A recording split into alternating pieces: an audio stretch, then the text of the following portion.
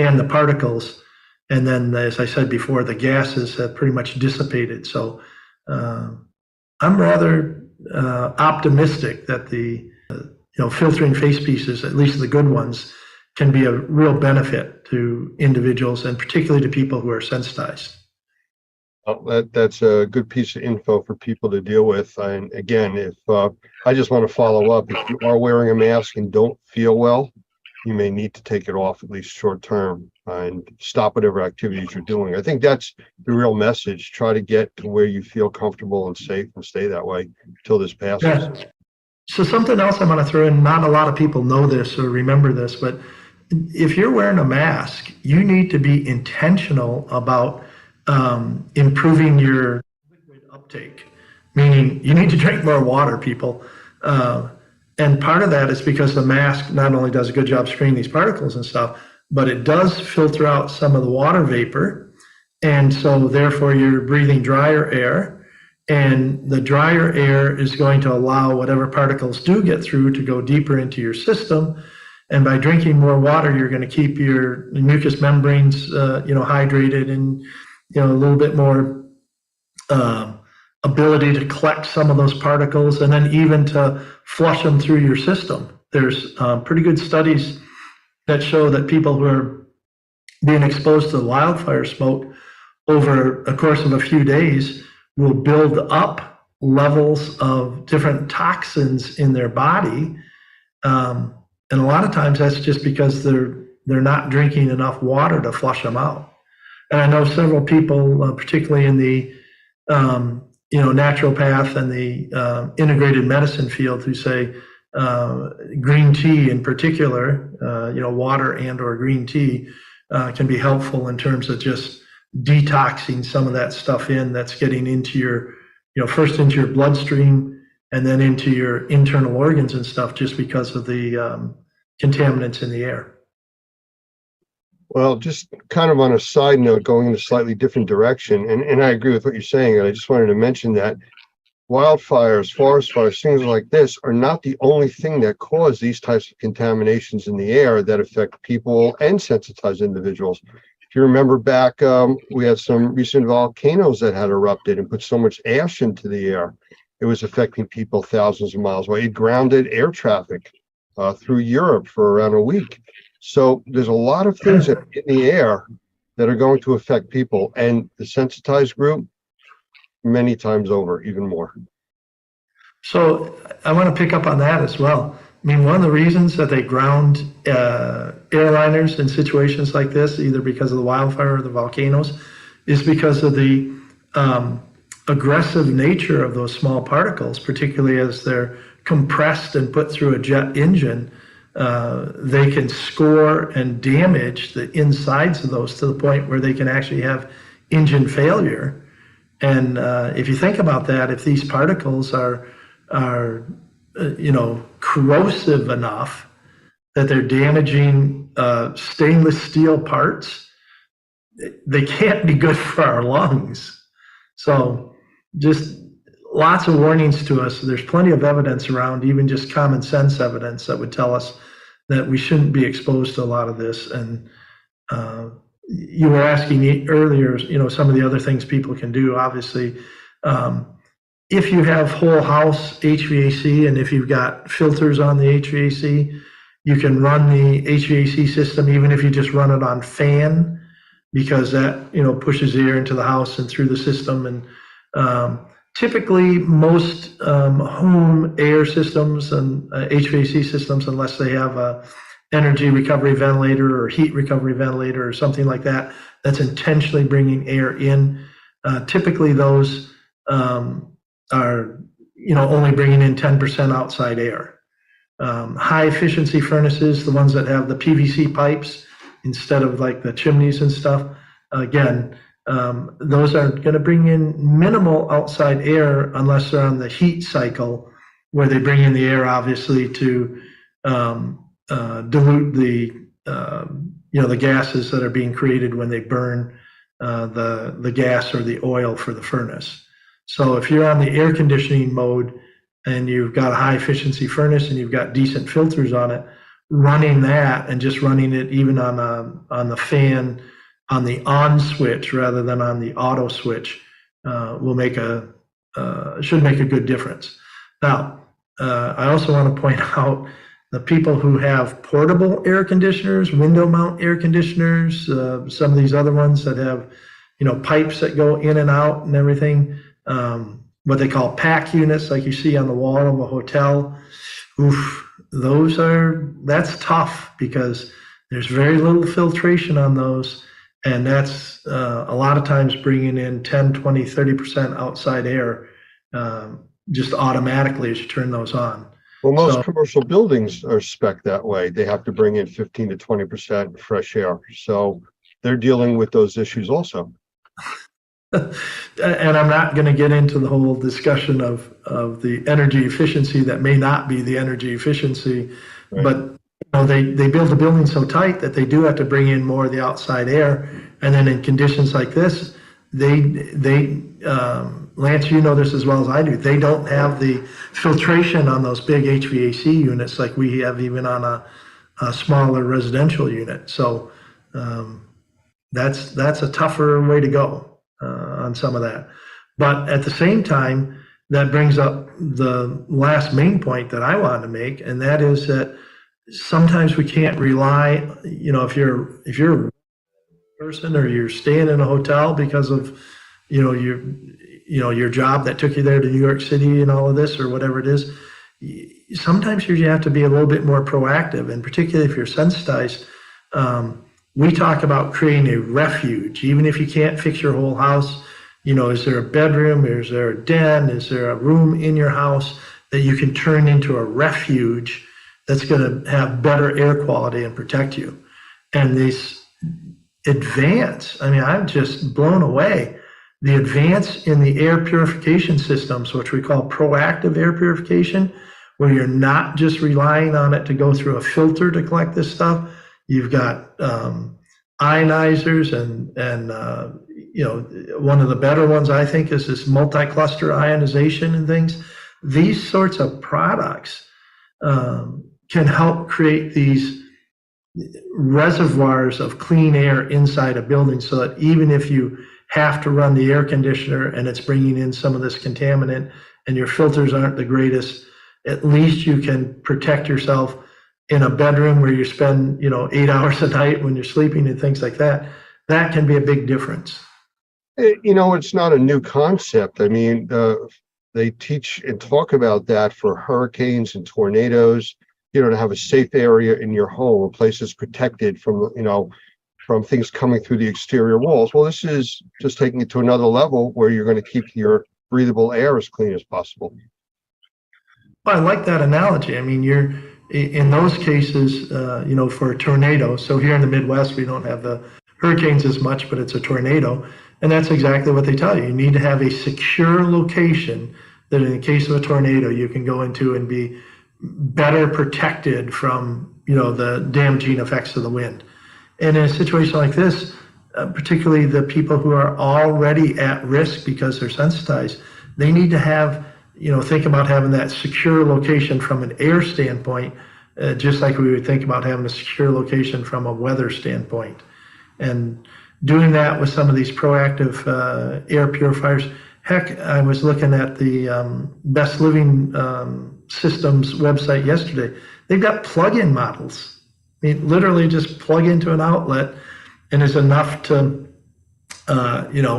have some air cleansing that's going on in a room size. They've got ones that are the size of, like a sports bottle or a drinking glass that's designed to fit in a cup holder in a car to improve the air quality in a car. But you can plug those in and use those in a hotel room or in a bedroom or something like that. And these are not necessarily, super expensive items or anything like that. They're reasonably priced and they're worth it. You know what? And everything you're talking about comes down to do something, improve your condition, be proactive yourself to try to take care of the environment you're in, stay in a healthier and a safer place during conditions like this. And it's going to happen more and more. We didn't really talk about statistics, but from the Weather Channel, they ran some stats yesterday saying that year to date, they have burned up in Canada and the US. Well, let me rephrase that. The yearly average for the US and Canada on forest fires is between 6.5 and 7.5 million acres. The fires so far to date in Canada are 9.3 million. So they're 50% over the yearly total of burned up forest and what it's putting into the air that we're all breathing and changing weather conditions around the world.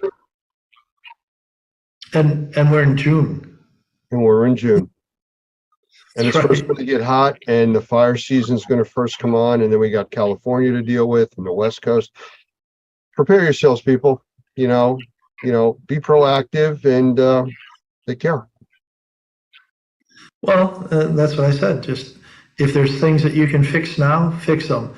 If there's things that you can do to prepare for, because this supposedly this one from Canada, hopefully by the middle of next week, we'll have moved on with some shifting weather patterns. Don't just go back to normal and say, that one's over. I don't have to worry about it, because something's going to happen again. And those who are already suffering, those who are kind of on an edge health-wise, sometimes I talk to my clients about being literally almost like standing on a knife's edge. And we want to get you off of that edge so that you don't fall over into a worse scenario. And the way to do that is it's pretty tough to, have the proactive air purifier when you're in the middle of a problem. So you may have to get one now. Let me just also finish with this. I know it's the fire issues and everything, but I'm a victim of my own thinking, so to speak. Neither my wife or I both of us are blessed that we don't have a lot of mold sensitivities or anything like that, even with all the crazy work I've done in the industry. And neither one of us really have expressed a lot of allergies over the years.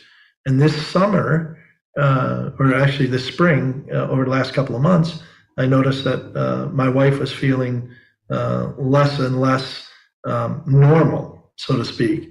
And finally, when we dug into it, it was turned out that she was having some respiratory issues and some stuff like that.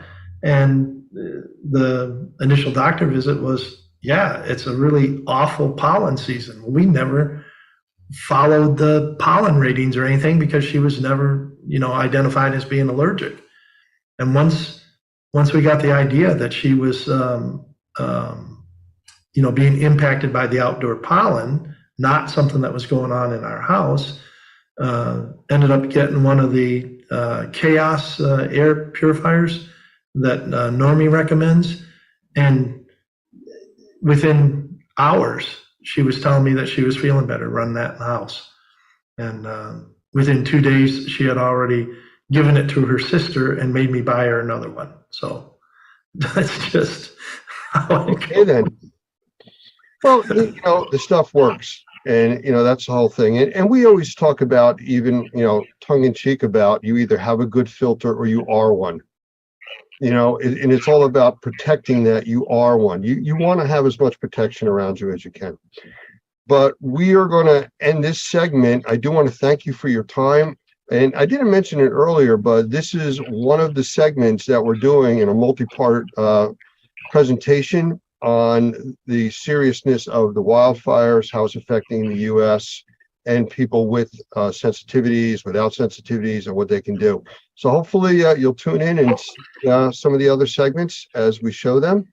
And I want to thank you again for your time. It's always great talking to you, Mike. Bless you, Lance. It was good. I hope it was helpful for people. Thank you.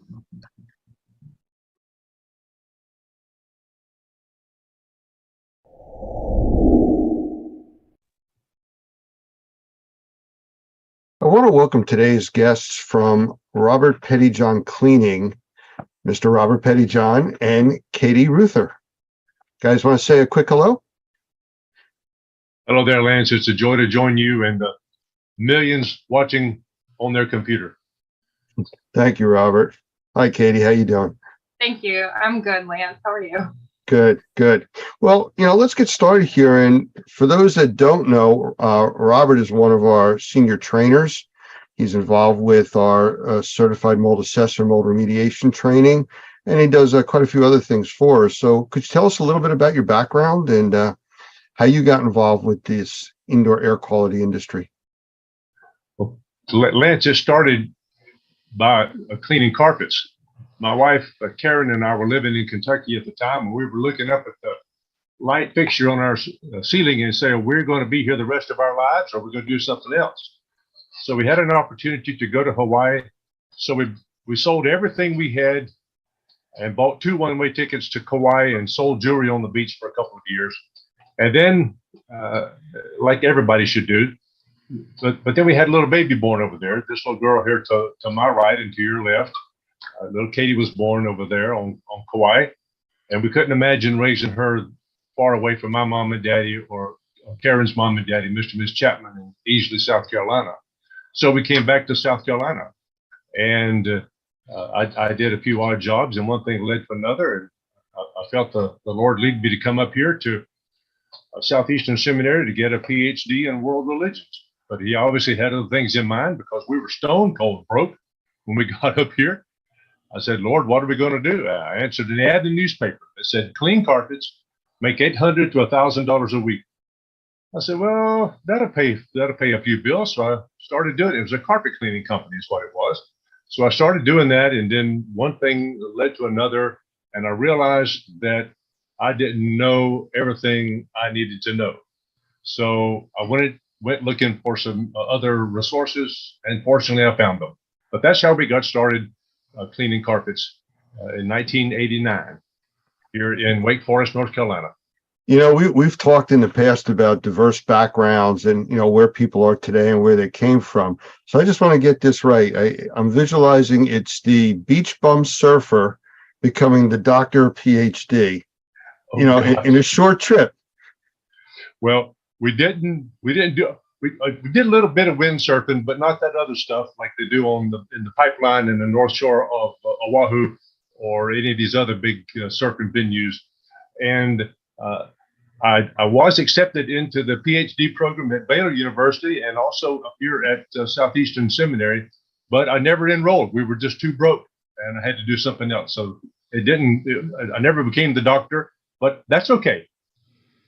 Well, I'll tell you, Katie, I know you were dragged through this, probably kicking and screaming most of the way. And if you would like to tell us a little bit about your background, if you're comfortable with that. Oh, gosh. So I grew up with the back seat of our minivan on the front porch to accommodate the carpet cleaning machine. Oh, that's right. Yeah. And that's okay. Fond memories. Yeah, but I think I officially started working in the business when I was in 3rd grade, pulling hoses. And as far as I know, I was the only 3rd grader that had a sizable bank account. So I guess I appreciate the life lessons and responsibility that came with working at a young age. And I worked on and off, went to college, tried to find a different career. And after college, I came back and worked in the office a little bit in the field. And I got married. We ran away for about 4.5 years to California and decided this is probably where we really need to be. So we came back and have been ears deep in textiles for the last, I keep saying 6 years, but time keeps ticking. So it might be closer to 8 years by now. Wow. Amazing. So here we are. Not at all what you plan for your life, but somehow you're doing what you're supposed to be doing. All right. Very cool. Well, I like to know a little bit more about the backgrounds, and a lot of our viewers, want to know who the people are that we're talking to. So thank you both for that.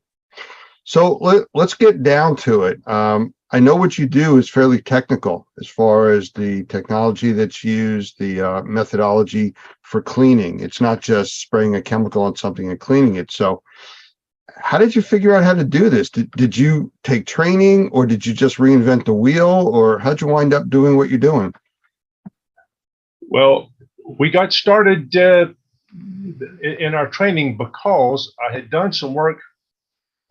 The guys at the shop figured I was the smartest one, so they sent me the worst, most difficult cases. And at this time, I went and bleached the guy's carpet and made a big mess. And that was $650 that Petty John's did not have. But we had to max out our credit cards in order for that to happen. So we did it. So I figured I better get some training.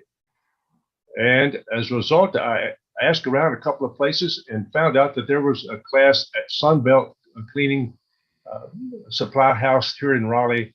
And the great Lee Pemberton from McKeesport, Pennsylvania, was the one who was teaching the class. And thankfully, I got the right teacher at the right time. And he told me everything I needed to do and to know in order to get started properly. And I could not be any more thankful for that. So absolutely, training and education, there is no substitute whatsoever for that unless you have a bottomless bank account that can handle all your screw ups. Okay. Well, with that, in the world of indoor air quality, which is where we all work under, I know there's a lot of trade organizations and support groups and things like that. Did you ever try, or are you still working with those types of groups, trade associations, organizations that helped you through this? To back up to education for just a moment, one of the fun full circle parts of being in a family business is, while my dad took classes from Lee Pemberton, I think I was able to fully explore my love of upholstery cleaning from Lee's son, Jim, a few years ago. So, or, many years later. So I think that their family business becoming full circle as our family business has become second generation is one of the beautiful little components that you don't just see everywhere. So That's very well put. yes, it is. But does that really mean that when you were in 3rd and 4th grade, you were helping him with his homework? I don't know. You're exposing all our family secrets now. I just wanted to make it clear for everybody where we were. Well, that one of the benefits of being at a class like that is that you usually are associated with people that are where you want to be. And one of those people was a fellow named Chubb Safrit, S-A-F-R-I-T. He lived in Concord, North Carolina, right outside of Charlotte. And Chubb at that meeting told me, he said, Robert, if you want to do this business, you do this and this and this and this. And I did that and that and that and that. And then one thing led to another. And now here, what is today's date? 24th The 24th of what? March. March 24th in 2023. I'm being interviewed by the great Lance Eisen and the Normie crowd, along with my baby daughter, Katie. And I'm so very thankful to be here. But that would not have happened had I not been in the right training organization, doing the right things by people who knew what they were talking about. Well, I understand, and I thank you for that. And I understand that you've been a part of and some leadership in organizations too along the way. That's where I was trying to go to with this, to kind of talk about your path to where you've gotten to now with the different groups, support groups, organizations, things like that you've been involved with. That's a good question. Well, you ask good questions, man. Thank you very, very much, Lance. Well, yes, both my wife and I have been privileged to serve as president of the Mid-South Professional Cleaners Association, the finest regional trade association anywhere in the country, without question. My daughter Katie is on the board of directors right now at Mid-South. We were the founding members of the Association of Drug Care Specialists that is headquartered in Dallas, Texas. One of the charter members of that organization. I'm one of just a handful of certified rug specialists here in the United States, the only one in the Southeast. I'm also privileged to be a part of the Restoration Industry Association, where I'm one of about 125 certified water loss specialists in the whole country. And that's a real big deal. So you begin whenever, years ago, we used to go get gas and we had to get paid for it inside the convenience store. And when I came home, Karen said, "You went to the gas station, didn't you?" I said, "Yeah, how do you know? Because you smell like smoke." You remember that everybody smoked inside those gas stations. Well, that's the way it is now. You start to smell like the people you hang around. And fortunately, being a part of this national organization, Remediators and Microbial Inspectors, known as NORMI, I'm beginning to smell like you, Lance, and I'm so thankful for that. I know there's a compliment in there someplace. I'm just not quite sure how far I have to dig for it. So I'm just going to kind of move on, and let's talk about indoor air quality. As long as you talked about, smells and things like that. Rug cleaners, carpet cleaners. I've seen these guys with their trucks, and they go out and they spray some stuff on the floor and vacuum it back up, and they're off to the next job. But why wouldn't they be more focused on how it's affecting the rest of the environment with indoor air quality? So, I mean, how do you view that component of what you do? Well, one of the benefits of being involved in an organization like Mid-South is that back in 1989, when we first started, we ran into a fellow. His name is Dr. Michael Berry. He was in charge of the Research Triangle Institute, and at the time was a very, very close friend of the Mid-South Professional Cleaners Association. As a matter of fact, one of his students, a guy named Donald Pumphrey from up in Brown Summit, North Carolina, did a cleaning of the Frank Porter Graham Child Care Center in Chapel Hill, and discovered that the recidivism rate for people who got for the kids that were in that carpet cleaning, they got their carpets cleaned regularly, was much, much, much less. They almost never ever got sick. So Dr. Berry, in his book called Cleaning for Health, I don't know if people can see this. This is the one that Dr. Gavin McGregor Skinner is very interested in working with right now. But he says in his book some very, very powerful things about this business of cleaning. He said, in carpeted buildings, check entrances. It is especially important for you to analyze how and where unwanted matter gets deposited inside. This matter can be wet or dry or oily when it rains or snows or whatever the case may be. But he also says something very, very profound. He said, with housekeeping, we manage and take advantage of the sink effect we find inside. Kitchens have a literal sink. If dirty dishes and garbage are allowed to build up in it, bacteria will proliferate, and someone is likely to get sick. Some surfaces are better sinks than others, Dr. Berry says. Carpets and fabrics are very effective sinks. Pollutants stick on or fall into their fabric surfaces due to gravity or electrostatic attraction. Such complex webs of fibers can trap and hold pollutants for a very, very long time. Housekeeping that makes the indoor environment biologically clean promotes long-lasting health. We were fortunate in 1989 to be associated and to be acquainted with Dr. Michael Berry. And even as my role with the ICRC, I was fortunate to serve on the board of directors and the executive committee of that organization for 6 years, for crying out loud. But one of the people we met was a brilliant fellow who worked with the Journal of Cleaning, Restoration, and Inspection. He wrote an article called The Influence of Flooring Type on Allergen Levels and Airborne Particles. This thing right here. An amazing, John Downey is his name, an amazingly brilliant fellow. But he says, and I'll just read one short sentence or two. In conclusion, the results outlined here do not support the common recommendations favoring hard flooring rather than carpet that are currently given to those with asthma and allergy concerns. Adds to the growing body of research that suggests no flooring type is definitely preferable over another. We hear so many people, Lance, as you well know, say, rip the carpet out, take the carpet out. Well, no, the carpet is an effective sink. With every 1 square yard of carpet, there's 1.4 acres of surface area in that. That's a great sink or a reservoir, as Dr. Gavin McGregor Skinner says. But that reservoir, that sink needs to be emptied on a regular basis. Hence, what we're here for today is we are impacting people's indoor air quality in ways they will never have any indication. So Well, industry that does this, that allows us to do this, sir. Let me toss up a softball to you guys for you guys to take a swing at using a baseball metaphor here. Here comes the pitch. in most structures, what is the largest filter in that facility or home? Katie? The carpet. There you go. Pretty much what you just said. I mean, it's a massive filtering system, and it's so important to address it the right way.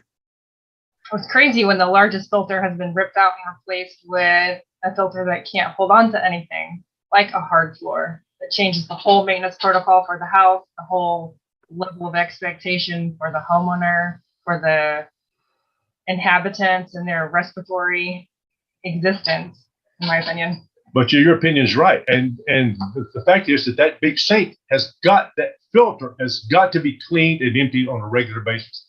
I'm sorry, nobody put a gun to your head, made you buy that carpet or buy that oriental rug, but still you got to maintain it. Nobody made you have babies. Nobody made you buy that house, but still you got to maintain it properly. Absolutely. And that was the whole purpose for asking that question like that.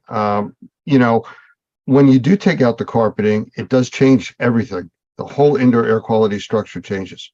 So let's get a little bit more into the technology side of it. Could you give us some examples or demonstrations? I know you have some videos that you were talking about in a previous conversation we had about carpeting and cleaning and things like that. That's a very good question, Lance, because cleaning carpets really does impact the 7 elements of indoor air quality. And those 7 elements, of course, are particles, odors, gases, biopollutants, temperature, relative humidity, and comfort. That's how you got to measure something somehow. So let's measure it with these standards, these criteria that Mr. Hoffman and Normie have established as extreme, and research over the decades as established as necessary elements of healthy indoor air quality. How does what we do impact healthy indoor air quality? Katie, how does all that happen? How would you show that? I would like to start with reel it back a little bit and talk about why before how. I think one of the questions that is often overlooked when it comes to how are you going to clean my rug? Can you clean my rug? What are you doing? Why should I choose you over someone else? Is come back to why are we even doing this in the first place? And the Sunday school answer is indoor air quality. But there are other answers to those questions, and those are going to be very simple. Why do you do what you do? Because it's important to your precious customers for one, but you've got to also understand what you're doing. Where does this rug come from? Where do these textiles come from? How did they come about even in the first place? And I think you may have a couple. We're going to show you a couple of videos, Lance, and your audience too. They're short videos. They're not going to last forever, but sometimes a picture says more, 1,000 words, 10,000, or whatever it is. Short videos like an active picture, so you can just catch a little glimpse of interaction and not necessarily watch the whole movie. And you got some of those videos? I think I've got a few. Oh, that's great. Let's do it. Okay, we'll go for it. Good. All right. So let's do a share screen. Eeny, meeny, miny, moe. So why do we clean rugs? Oh, One of the first whys is this right here.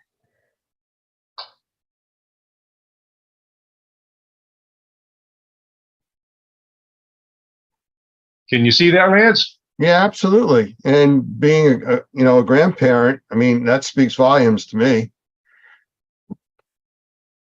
All right, that little bugger is my nephew, and clearly, oh, there's my niece, And this is one of the primary reasons I clean things is because I've got little kids and nieces and nephews that are crawling on my floor, and I've got a dog at home, and I know what the dog has done. I know what my kids have done to my floor. And while they're not this young anymore, literally eating the carpet as they pull themselves along, it's still shoes in my house. They know what's this close to their face. And it's important to keep the little people in my life safe. Plus, their respiratory systems are much less developed than the rest of us. And there's that bell curve of life that from the very beginning, you're more sensitive. And at the very end, you're more sensitive too. So not only for babies, but for seniors in their homes, for people who are having elective surgery, for people who are bringing children home from freshly been born. Oh gosh, there's all kinds of reasons. But this is why we do what we do, dadgummit, is because there's people lives that are dependent on what we're doing. We're cleaning for health, my friend. That's a big deal. Well, one thing that's a little different is most indoor air quality mold assessment work is measuring environments in that 4 to 6 foot breathable range. That's kind of the standard that most industrial hygienists look at, and testing is done at because most people exist in that area breathing wise. The children that we're looking at, they don't fall into that range. They are way below it. They're down in the more humid area. They're down where the bigger particles are collecting because they're heavier. So they're exposed to more, and the carpeting. So I agree with you completely. And if people don't take their shoes off when they come in their house, that's the single most important thing you can do to maintain your carpets, by the way. We clean for a lot of Asians, and they're accustomed to taking their shoes off and their slippers, they call them. We lived in Hawaii, and everybody would take their slippers off when they came into the house. Well, these people that we clean for from the Philippines and from other Asian places, their carpets, I said, what are we here for? And they said to clean your carpets. Well, they look fantastic. Why? Because they don't walk on them with their dadgum shoes. They take the shoes off before. It makes a huge difference. Okay, let's look at some more videos. Let's have some fun today. Okay, Kate? All right. So as a company, Petty John's, we do a lot of oriental rug washing, area rug cleaning, loose rugs, not to differentiate between installed carpeting. And matter of fact, there's a rug on the back right behind us in the screenshot. That is an Afghan war rug with the tanks. Yep, the tanks and all that. That was made at a special time. We have a rug here on the wall from Tabriz in Iran. We got a bunch of rugs out there from Iran and from Turkey, Syria, from up in the Four Corners area of our country where the Navajo rugs are. Big deal. Let's show the video, see where they come from. So before you clean something, it's helpful to have an understanding of how it's made. And I like to differentiate between loose rugs and installed carpet because there's a lot of, can't you just clean my rug in my home? It's sitting on the floor just like my carpet is. Well, the construction difference between broadloom carpet that's installed in your home and a hand knotted oriental rug or even a machine made loose rug is wildly different. The density of the tufts, the material, the backing in and of itself is just wildly more accessible and meant to be cleaned in home on a broadloom installed carpet versus a hand knotted rug, which is super dense, and a lot of that dry soiling is going to get driven into the foundation, and it's just not accessible from a cleaning standpoint in the home. While Katie's looking at these videos, let me say one thing to you, Lance. You used the term broadloom a while ago. Hey, Robert, hang on one second. If you're guys are gonna talk for a while, stop your share so we can see you on the big screen instead of just a little screen with your files. Okay. Oh, that's fine. So I understand. So that was just the tiny amount of background before we get into where does the oriental rug come from, or where does the hand knotted rug come from?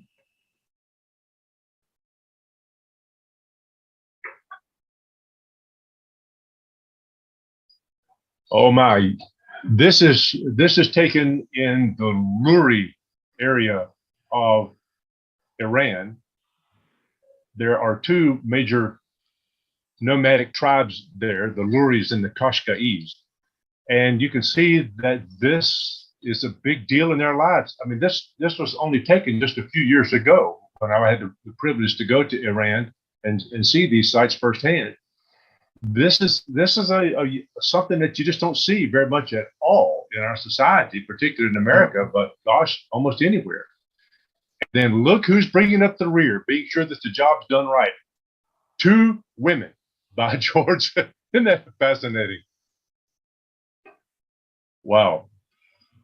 So we start the journey with the sheep walking on a dusty road, and we are going to go to the sheep have got to be shorn and the wool's cut off. It's got a very high lanolin content in it, so it's got to be washed first. Once it's washed, it can be put into a dye vat and dyed almost any color imaginable. And these guys that do this, these dye masters, using all kind of natural vegetal dyes, are some of the most incredibly brilliant people on earth. They are the most highly respected anywhere along this rug chain. It's those people who know how to match colors and to get them exactly what the customer's looking for. Those are really huge. And I've had the privilege of getting to know some of these folks and to watch how hard they work. Man, you just never see them taking breaks. So one of the questions we pose to ourselves before we clean a rug or anything in reality: what's it made of, what's happened to it, and what's the value? We're going to dig into the what's it made of portion right now as we've been. And so people may find this awful pedantic or something kind of, why you show me all these things like this? Well, there's got to be an entertainment value to what we're seeing. You're seeing some stuff that you've probably never ever seen before. We're lifting up the sheets, and now you can see what's going on in between. And it's a beautiful story of what all's been happening over the years, and to see that this. By the way, the oldest Oriental rug discovered was in the Pizric Mountains of Russia. It dates back to 5000 BC. It is constructed exactly the way that Persian or Iranian rugs are constructed today. Amazing, amazing. This here, you're seeing a lady in the Luri tribe. She is spinning the wool that's been cut off of the sheep, and it's all been cleaned up, and now they get big old skeins of this stuff, and it's got to be spun now into a yarn that can be used in a rug.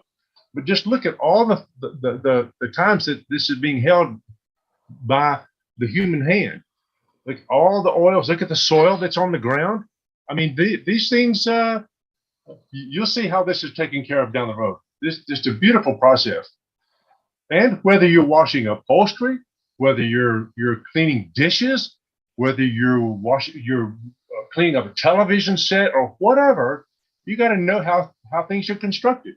And look at these incredible ladies there in the Qashqai tribe that are actually weaving a rug on the ground. These are nomadic tribes, much like you read about in the Old Testament. And these girls are all dressed up, ready to meet their husband should he come by. And it is, I mean, literally, that's the truth. And just look at what they're doing on the ground, for crying out loud. Wow. If this doesn't want to make you want to preserve the investment, we're, as Ron Toney says, who's the IICRC #1 certification, by the way. Ron Toney says we are able to preserve time spent. Oh, what other job can you do that can preserve time that's already been spent? I've got 2 daughters, and a lot of these people who are making rugs, as you'll see in the videos, they're all women. Men are out there smoking cigars and drinking tea and trying to sell something. But no, these ladies are the ones working. And by washing a rug properly, we're preserving the time that they spend on this. Just look at the incredible dexterity that these ladies have got in their hands. They're taking 2 or 3 of these yarns together, and this lady is cutting this yarn off as she goes. Those knives are unbelievably sharp, but her fingers, no slices whatsoever. Just a beautiful, beautiful context of why we do what we do. And if you don't know why you do what you do, it becomes a game of gossip, somebody has said. No, you've got to know why you do what you do. This is why we do it. And once the rug is, it's got to be finished. So let's see what's going on here. If you've ever felt a wool rug on the back of the rug, it can feel kind of scratchy and kind of rough. Well, in order for that not to happen, they actually set fire to the bottom of a rug. Wool, on the other hand, wool rugs do not catch a fire. That's why they are used exclusively in the airplane business. You look at the airplane that you fly on, the Delta, Pan Am, whatever you got. There's not Pan Am anymore, is it? No. Okay. But any other airline you fly, they all have wool carpets. Why? Because they don't catch a fire and burn. What does the burning actually do? The burning actually removes the scratchy stuff that's on the back of the rug. And there's an aesthetic value to having an Oriental rug. And one of them is it feels so soft and so plush under your hands. You can pick it up and look at the back side of it. But now, after all those rugs are dealt with so many times, they got to be cleaned somehow. Let's watch and see how these folks are washing the rug. There's 6 elements to any cleaning process. There's chemical action, mechanical action. This is where you're brushing your teeth or your hair or your dishes or whatever. Chemical action, mechanical action, dwell time, temperature, rinse, or dry. Those 6 elements. You can see that they're wetting this thing down. They're actually using laundry detergent to wash these rugs out of. And they want to wash them and get them as clean as possible but you just look. Are they rinsing them out completely? Are they really getting those things completely clean and rinsed out? There's a question about that. Let's continue. Now, once you wash something, you got to dry it up. This is Mr. Reza Zolanvari, one of the most brilliant and compassionate men you'll ever meet. He has Zolanvari rugs. You can look them up. And these are, you see the rocks out in Iran, that sun is beating on those rocks all the time. And they've taken these rugs, they've turned them face up, and the rugs, the bottom of it, what Mr. Zolanvari is explaining is that these rugs are drying from the bottom and from the top with the sunshine and a little bit of air. There's not very much air movement. Temperature, air movement, and dehumidification are the 3 factors that influence drying anything, whether you have a flood in your house or you're drying wet rugs. Temperature, air movement, and dehumidification. You're seeing that process. Plus, they're being exposed to the UV light, which is helping to deepen the colors in these yarns. They thought of everything over the thousands and thousands of years that they've been doing this. It's in the book of Judges. You can read it. But when you make a rug, you got to sell it. So here they are, flipping rugs. It's called flipping rugs to the public. Here's what that looks like. And this was taken in Iran or Persia, whatever you want to call it, by some of the most careful, beautiful human beings. Just look at these textiles. Look at how beautiful they are. Oh, my stars. So many hands are involved in the production of the rug before a brand new rug gets to a showroom or gets to your home, where it's new and presumed to be clean and ready to use. And the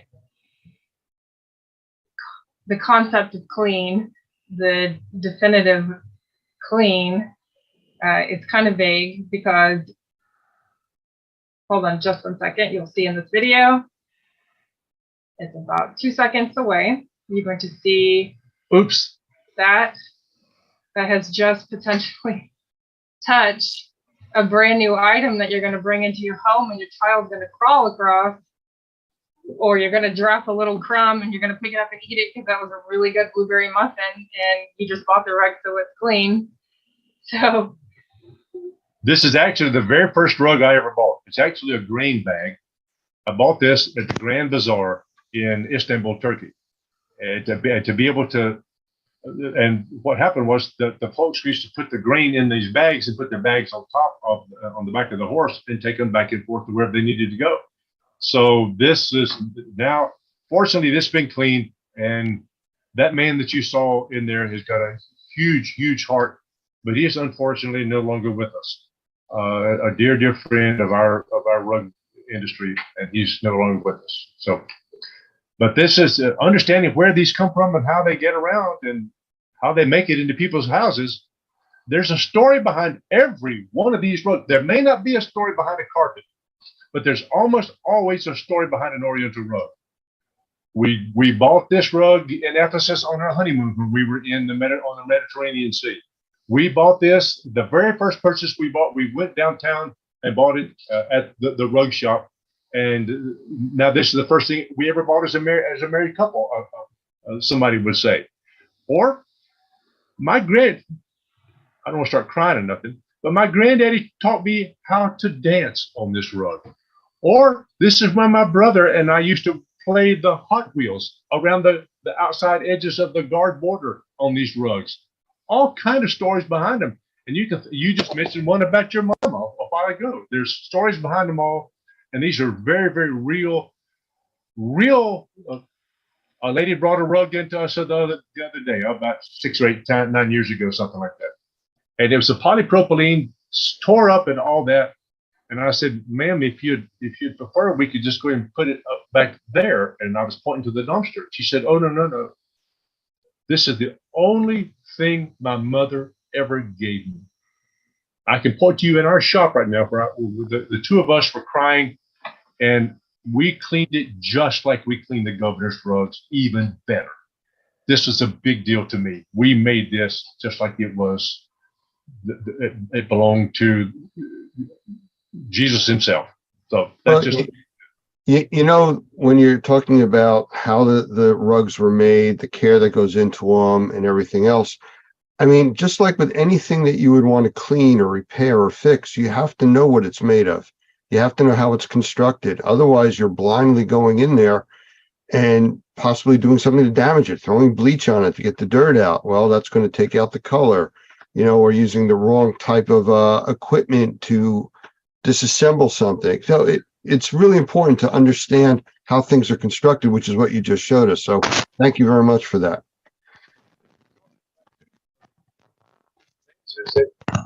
Whether it's a rug or whether it's your hardwood floors or anything, I know that you and I have had water damages in our home. As a matter of fact, today I'm getting all the CPVC plumbing removed from my deadgum house, so I don't want to come home to a flood.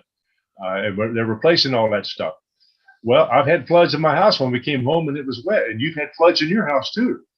And to know for the restoration contractor or the remediation contractor to know what it's made of before he starts just sawing into something is just really huge. You made an excellent point, Lance. That's a beautiful point. Yes, sir. Yes, sir. Well, let me ask you a question. If you were able to talk to homeowners and business owners, what would you tell them to do to protect their rugs or floor coverings, whether it's carpet or a throw rug type of a thing, Oriental rug? Oh, that is a great question. You should know the answer to some of that, Katie. How to protect your rugs? Well, I like to kind of refer to the American healthcare standard on this one, and you can kind of go one of two ways. You can go preventative or you can go corrective. A lot of people find it easier to just go corrective. I'm going to eat this now, and if my pants don't fit, I'm either going to buy new pants, or if the doctor tells me to lose weight, I will.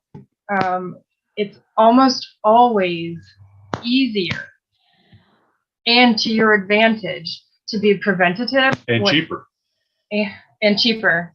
Maybe a little more expensive in the short term.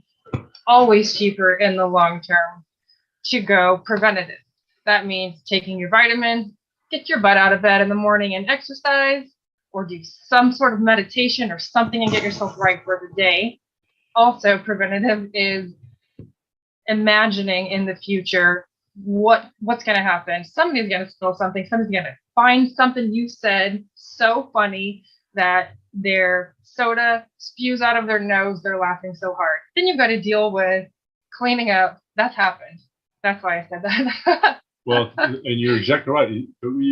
We have the ability to think and to project ourselves into the future is really, really huge. Well, one of the components here that's so important is by showing people the reality of how things are done, how things are made, and how things should be. And now talking about the preventative compared to reactionary.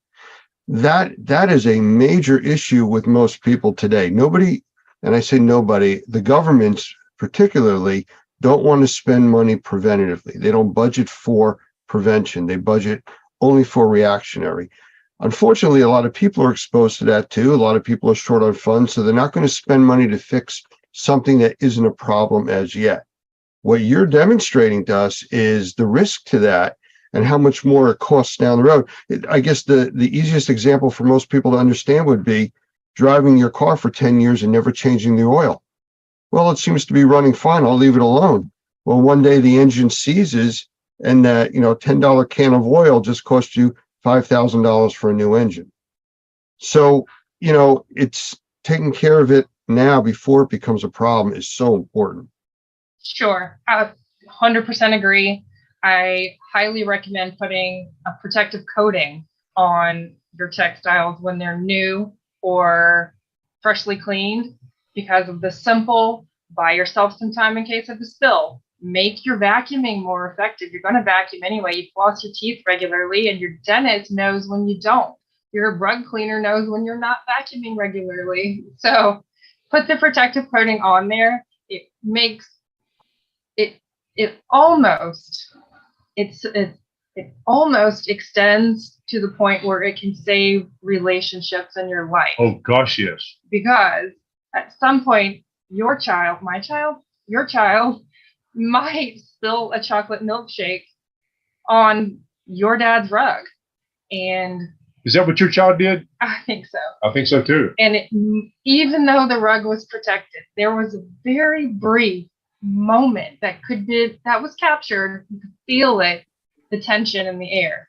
Had that rug not been protected, I know what it's like to spot clean a protected rug and know what it's like to spot clean an unprotected rug. It's just a lot more difficult. And I don't know what the result's going to look like. But it was a timeout. Everybody stay calm. I need a paper towel. I need a spoon. I need a little bit of water on a towel.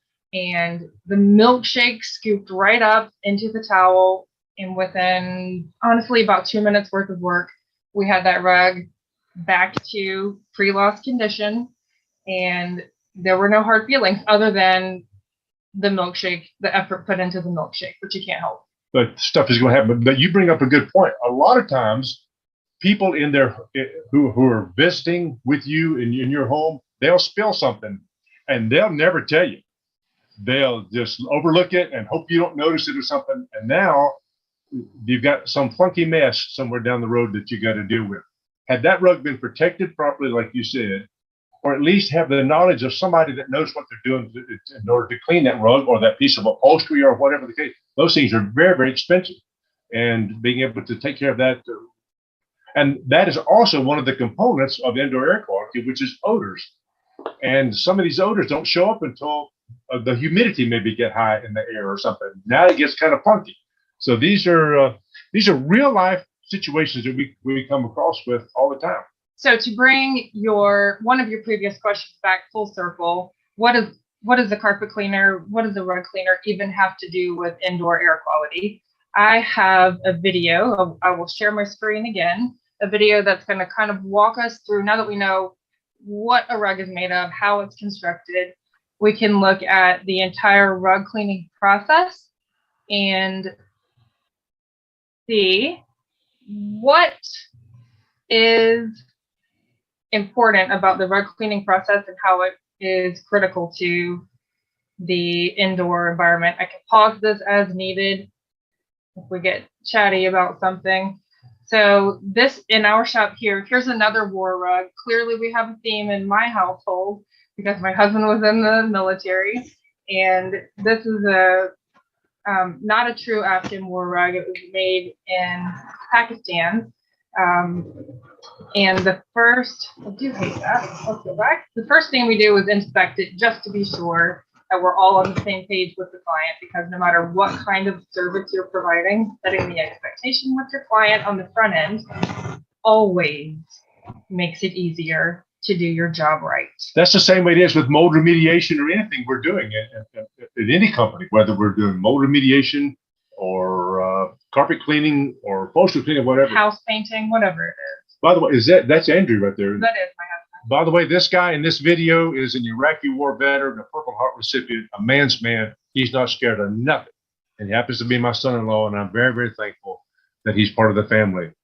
So the last little portion was the tumble duster, and this is compressed air, 125 CFM, 125, what else? PSI. PSI, man things, that's okay. And this is the dry soil removal that is critical to the first step of the cleaning process. Because can you pause it just a second? Yep. Procter and Gamble back in the 70s did a study of what was in dirty carpets, and they did a dirty upholstery because they wanted to sell a product over the counter.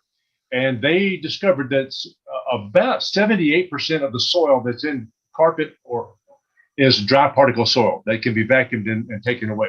The other 20% is a roughly 10% water soluble soil, and solvent soluble soil, the other 10. So knowing that, we got a rug or your carpet care professional, whatever, gets 80% of it clean by simply vacuuming or dusting it correctly and properly. Amazing how much of that. And hence, what are we doing? We're improving indoor air quality. Because if that's all we did to that rug right there, it goes back in as a much more healthy part of that customer's indoor air quality. But look at all that dry particle soil, and these are big chunks. We're not seeing the little stuff. So you see the dusty, the skin cells, the things that come in off your shoes.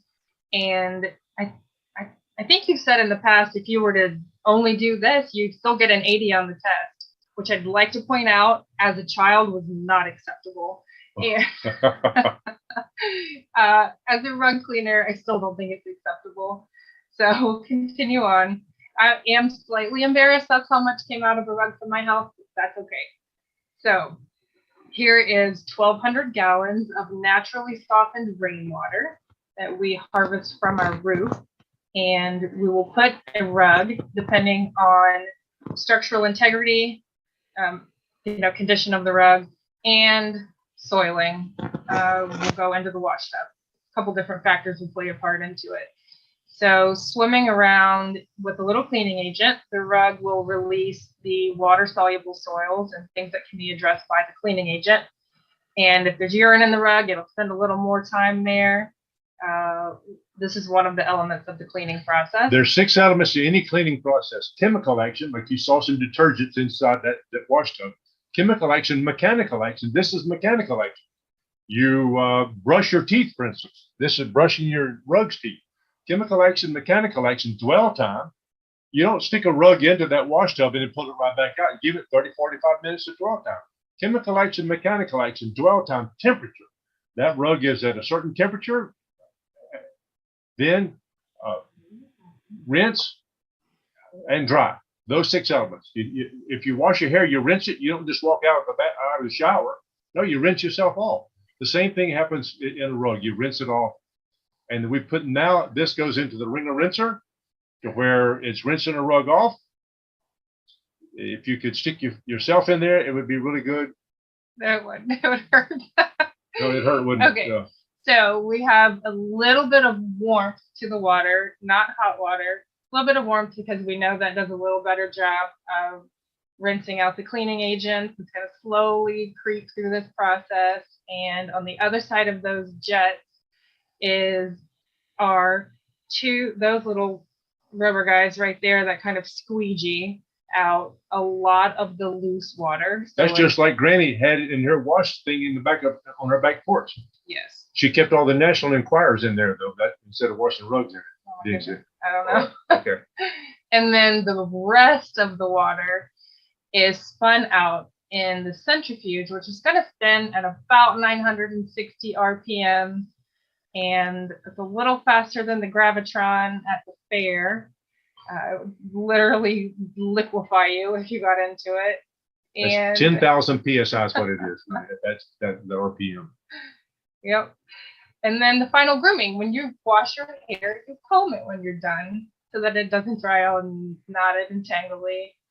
And then you dry it. So then our rug is going to go into the dry room where we duct in hot, dry air and recirculate that heat, duct out the humidity, use air movement and temperature and dehumidification to get this rug dry.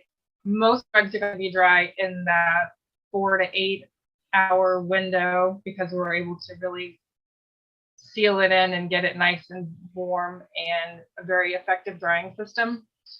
And then the next day we'll detail any little spots that maybe didn't come out because they're solvent soluble, detail the fringe is needed, roll it up, put it on the wall and say, come get me. So that is our rug cleaning process.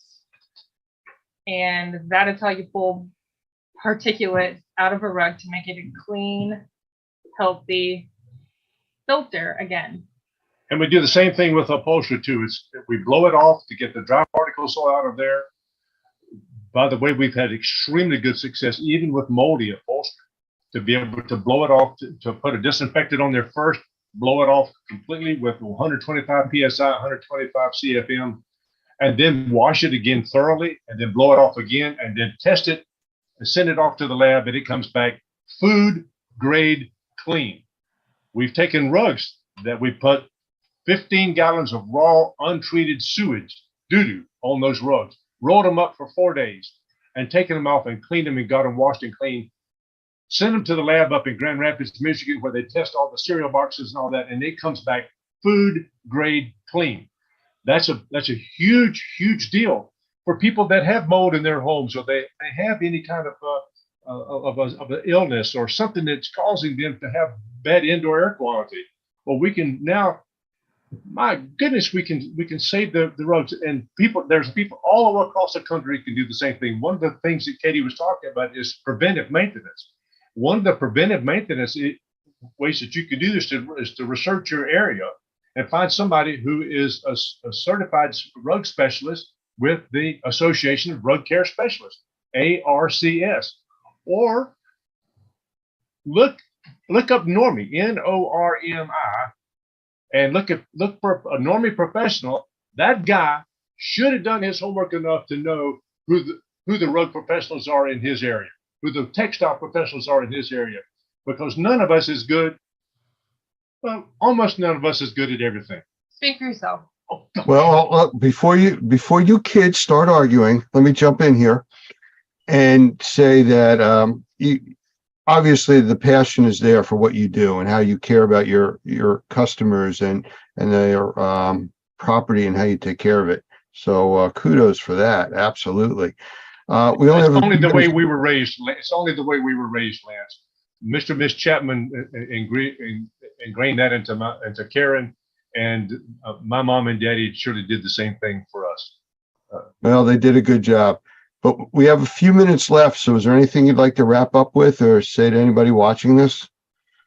I just want to reiterate the fact that cleaning your textiles in your house impacts the indoor air quality of what you're breathing. Mr. Hoffman says that these cleaning techniques and all that are for people who like to breathe, and we enjoy breathing, and our customers enjoy breathing. And these rugs. Oh, I'm glad you put this up. This is from Shaw Industries, by the way. I'm not screen sharing Okay, right now. can you screen share it? I can. All right. I sure can. This is important. It was said of the parson in Chaucer's Canterbury Tales, but first he wrought her, and then he taught her. Well, if I'm gonna sit there and tell you stuff to do, I ought to at least do it in my own dadgum house. So let's go to the next one too. Okay, so let's talk about this though. Okay. The first lines of defense. We always say vacuuming is one of the best ways of maintenance, but before vacuuming, what can you do to reduce or prevent the load of soiling that's going to be on your floor covering? And the 3 zones, as Shaw calls it, zone 1, 2, and 3, is get the moisture off of your feet first, and then something to collect the bulk of like a scrubby, bristly kind of Floor mat. format, Yep. and then something to get whatever might be left on it. So why does it keep going the same direction? That's okay. I'm sorry. Here. This is my front porch, and you see that I've got some rug pad that was cut wrong, so we use it out there. That's absorbing the moisture off from the bottom of my shoes. And you see that little scratchy little green rug mat. That's an AstroTurf mat. I want to scratch the stuff off the bottom of my dadgum shoes. Studies have shown it takes 15 steps to remove the soil from the bottom of your shoes. So let's accelerate that, please, and we can do that. And then another thing we do is we put a nylon walk-off mat there and put our shoes over to the side so that we're not traipsing that stuff all in our house. Why? Because my wife and I breathe about 3,000 gallons of air every day, just like you and Andrew and your babies don't drink quite that much, but everybody that's watching this video, you drink 3,000 gallons of air a day. And do you want to get it clean as possible for your healthy indoor environment? And fortunately, we're starting them off young at Petty John's. But she needs to put the phone up and not talk to her friends while she's doing some work, though. You know, Katie, you had spoken earlier about that whole child labor thing when you were growing up. And Oh, gosh, no, I see this isn't really skipping a generation. Yeah. Okay, just handcuff me now. You can go ahead. Friends and family. All of the little ones have been obsessed with vacuum cleaners, which is funny. Is it funny? I think it's in our DNA.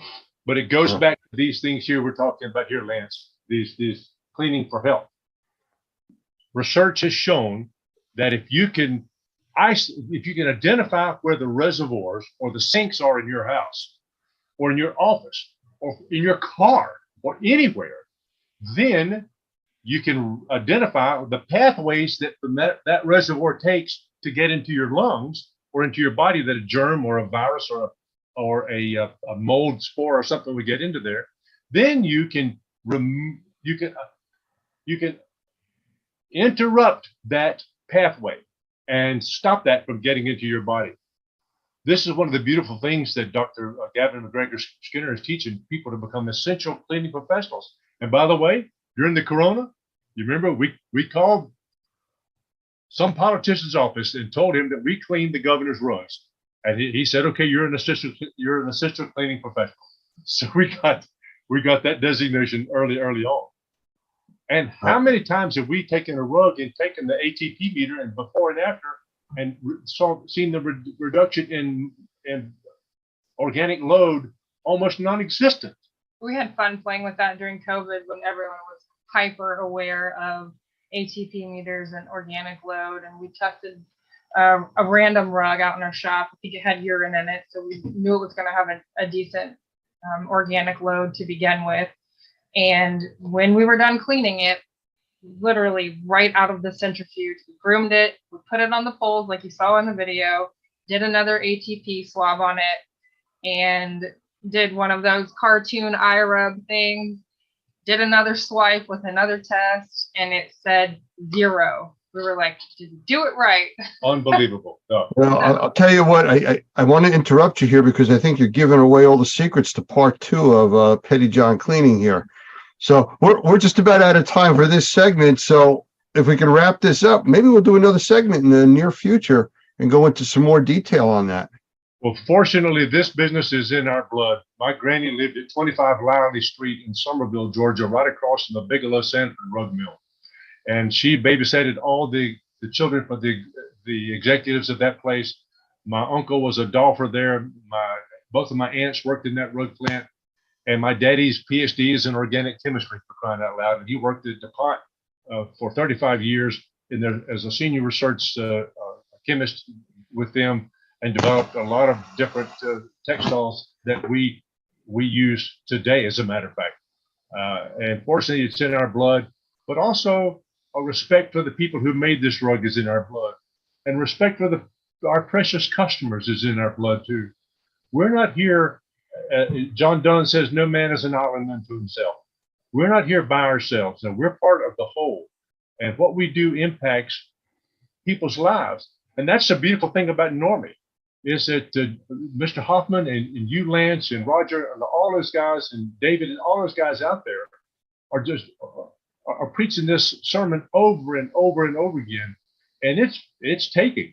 I think our society and our culture is really beginning to develop a huge appreciation for proper indoor air quality. And thank you, Lance, for what you've done and for allowing us to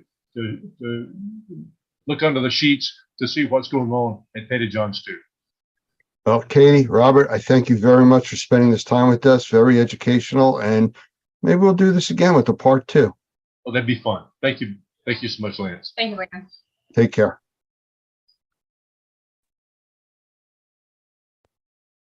I want to welcome my next guest, Nick South from Sotellus. And it's an interesting name. And I think the easiest way for us to find out what Sotellus really is to ask Nick. So Nick, say hello. And what is Sotellus? Hey, hello everybody. Glad to be here. So what Sotellus is we're an online review capturing, marketing, and referral system. Basically a one-stop shop for all online needs, as far as communication with clients, chat boxes, marketing, and online reputation management. So if we step back for a minute and let's look at you for a second, how'd you get involved with this? I mean, this is a very niche type of a thing. How'd you stumble into this or wind up there? So actually a long time ago, I used to run an Amazon FBA business. If you've ever done anything with Amazon, you know that reviews are everything with them. So if you want people finding your products and people seeing you more often online, you need reviews. So during that time, I just saw like a very niche and very important part of how online reputation affects a business. And then I ended up running into somebody involved with Sotellus that, I ended up meeting the owners. I loved what they were doing. I love that their mission is to help empower the small businesses, to give them the same marketing material, and power that, these large franchises have, who have 50K to, burn a month. Right. So it really attracted me over to doing that with them. Well, I've been doing a lot of the social media and marketing and stuff with Normie for many years, and it's kind of a education as you go, and then they change it. Once you understand it, everything changes again. The one thing that's constant though is the reviews. So, if you look at it from a distance, you see all kinds of reviews, but why are they so important? From your perspective, I mean, right. Private businesses, I understand, but from your perspective. Well, I always, you can go the statistical route, roughly about 90% of people will look at a business's reviews. 70% of people are going to Google and research a business before they even call in. But then just think about yourself. Like I always ask somebody, everybody knows about Amazon. Everybody goes and buys stuff on Amazon. When was the last time you bought a product and you didn't check out the reviews? And I always use the example of, if you see two products that are the exact same, but this product B is $10 cheaper than product A, but product A has 205 stars and product B has only 5. Almost everybody will choose product A and spend the extra $10 just to ensure that they're going to get a similar result or have a similar experience as those other happy people. So to me, it sounds more like a reputation kind of a thing based on what other people that have used your services say. Exactly. It reviews is reputation, right? It's social proof. It's where reviews are is just results from your actual quality of service, right? It's exactly why if you have, tons of 5-star reviews, people tend to choose your service more than somebody who has a bunch of 2 stars. I've seen a lot of sites where you see, like 300 5-star reviews. Yeah. Is that like real, or is that something that, that everybody is perfect and that's the only people that do reviews? Right. So it just depends on that business. A lot of the times if they have that amount of reviews, right, and it's a lot of 5 stars, Google's very strict on finding out and flagging people if they end up having fake reviews, right? So we'll get this happen once in a great while. Somebody calls in wanting to buy reviews from us. We have to educate them and just let them know that we don't do that. That is illegal. You can get fined by the FTC. There's a lot of problems that can ensure with that. So most of the time they should be real, just because of the fact that Google's going to find out and flag them, because they'll search every profile. They'll see how many reviews those profiles have left on other places. And if they see that they're just all recently created and left 1 5-star, then they know they're not real. So Let's say I want to show the public reviews about myself. I mean, I know I have reviews on Facebook and Google and who knows wherever else. How do I use the reviews to show the public who I am and what I do? So there's a bunch of different ways to market these reviews out and to get them in front of people, really. To get in front of people, one thing is, take your listings, put them in your email signatures, take other reviews you have from different platforms and post them like on your social media. The best part about with us and our software is that all that stuff is done automatically and they're all aggregated. Instead of just like, if you're somebody who has, let's say, 60 reviews, but they're spread across, 6 different platforms, that doesn't really look that great. Right? Because not everybody who goes to Google will also go to Yelp and then go to Facebook and then go to LinkedIn, etc. So what we do is we pull all these reviews in and we actually show all positive reviews on single places and use that to market out. So you have like one page with all the positive reviews on there. All the reviews get posted onto your Facebook page, inside your Google business, on your website, right? Basically as many places as somebody could possibly find your company, you want social proof. Okay, but I can talk about Normie, and we are using, Sotellus with a lot of our review stuff, which has really made a big difference. But how do you get all the reviews in one place? I mean, they're all over the place on different market platforms. Right. So that's the trick. If you don't have some form of system in place, the only thing that you can really do is you're going to have to take like your Google link, your Yelp link, your Facebook link, and you're going to have to put all these different little links to those pages, like inside of like your emails and your texts, which is, it's unreasonable. Most people aren't going to go click on all those different links. Nobody wants to see 5 different links to the reviews in there. So with our platform, you'll have one single link that incorporates all positive reviews from the videos, the Sotellus, the Googles, the Facebooks, right? And pulls them all into that one page. So you can use that to show potential customers, show them your social proof, but also taking that and marking that out even more. Well, I know that's what we had done, where we've filled out in our profile on setting up our process with you guys, all the different locations that we're aware of that were reviewed. I mean, I'm sure there's others. And I've noticed that if it like pulls a review from Facebook, it posts it on Google and vice versa, and on Yelp and all these different places. That's what you guys do? Exactly. Yeah. So if you run into somebody who, let's say maybe didn't have a Facebook account, so they couldn't leave a Facebook review, but they had a Google, right? So they'll leave you the review on Google. Well, we're still going to take that review, right? We still post it on the other places, such as your website, SEO, public page, and all that great stuff. But we still take that review and it automatically gets posted onto your Facebook wall, right? So all the different platforms that people are finding reviews on, like Google and Facebook, we're taking the reviews from the other platforms and posting them into there as well. Like, for example, on Google, a lot of businesses don't know about this, but there's a section on the listing called Google My Business Posting. A very big amount of business owners actually don't utilize it or don't even know about it because, it's Google. They're not going to promote a free feature no matter how powerful it is, just because they're not making money off of it. So we created this sort of partnership with Google where we're the only review system that automatically posts into there.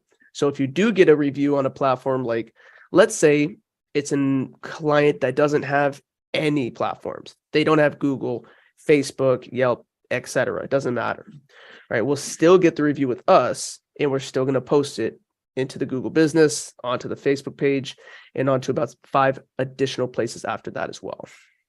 So even if they don't have those review pages set up for their business, you're still going to have the reviews that are posted go out to those locations anyways. So the business owner will still need to have an account on those locations. This is something that our coach will help them set up. But if the customer doesn't have an account with those platforms, they can't leave a review. So if they don't have a Gmail, they can't leave a Google review, but they'll still be able to leave a review with Sotellus without having to create an account or anything, which we could still take and then post inside the Google Business. Okay, I remember from the trade show that we were at where we talked with you guys a lot, you had a specific app that would handle all that stuff right on the spot. Matter of fact, that was one of the things I liked most about your stuff, where not only can you do, typing, I like your stuff, it could be an audio or video review also. Yeah, that's a big thing with us. A very big hit is that we are the only verified video review system on the planet right now that's actually acknowledged by Google. So because of that, there's a bunch of big things that come along with being the only video review system. Is that one, they're undoubtedly the most powerful, right? 80% of today's traffic online is video.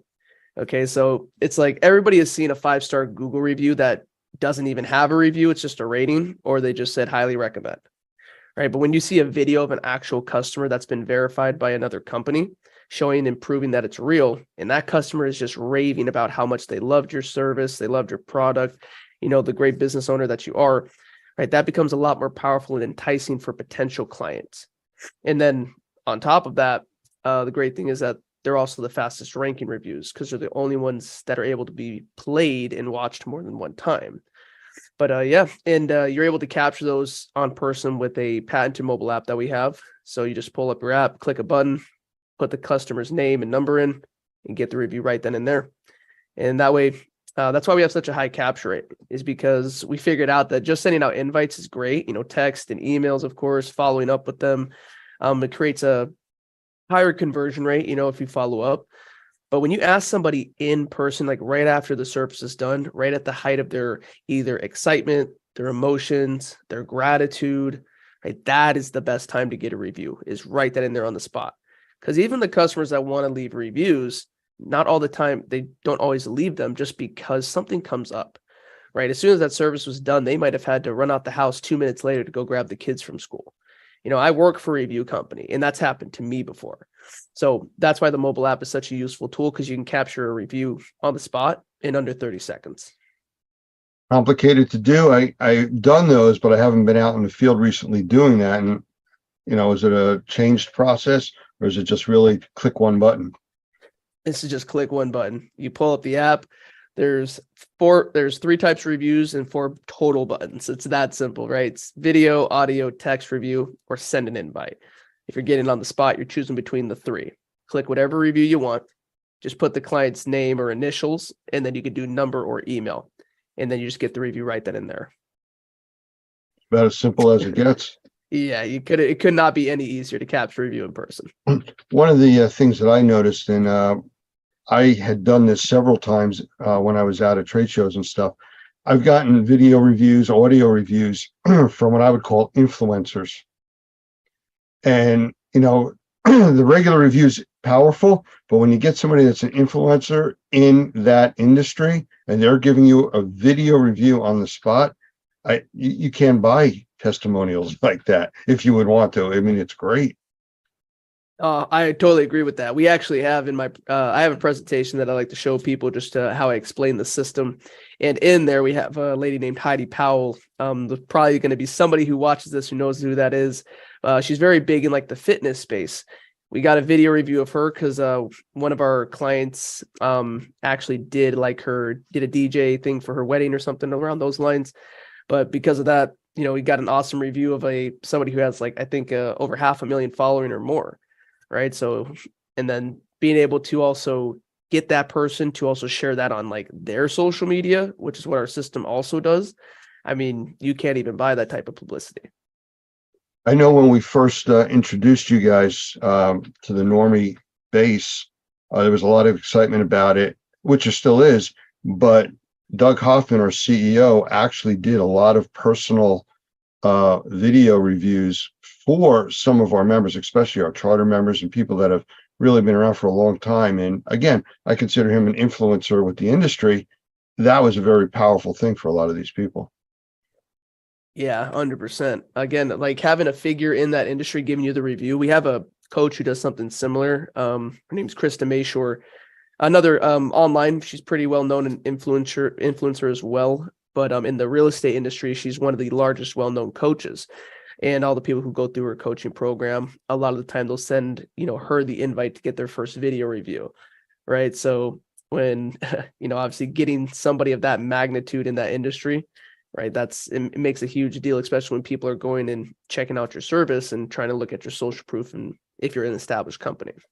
And those video reviews will also show up on all the different platforms that you're tied into for reviews?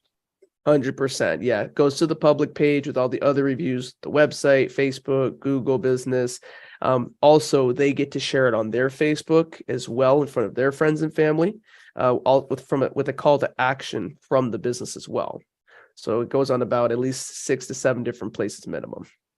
That call to action you just mentioned, is that or considered the referral side of what this does, or is that different? Yeah, so there's a few things in there. We have a special offer and lead magnet program that's attached with a referral program. So every customer that gives our clients a review, that customer is going to be asked to share the review. They could share it with people directly, and they can also share it on Facebook by just clicking a button, right? When they share it on Facebook, we know the average person's got about 500 friends, right? So instead of just a one-to-one referral, we figured let's try to get one to many. Okay. Instead of just trying to capture one new customer per person, let's try to capture 10. So they get to share it on Facebook with an offer from the business. Now, if it's like a cleaning company or something, you can offer a discount off the service. But then we work with people who could be in real estate who will give out a free market analysis. So it's really just a call to action. It doesn't necessarily need to be an offer. It could be scheduling a consultation, things like that. But it's just a very easy way for a customer to refer as many people as they know instead of just referring one person that they know. Because most people can't think of somebody off the top of their head anyways. Any secrets on how to get more referrals? Yeah, so this is something that our team will do in the training and the setup process, but I always tell the people that I work with, you should run some form of incentive program, and almost everybody can do this.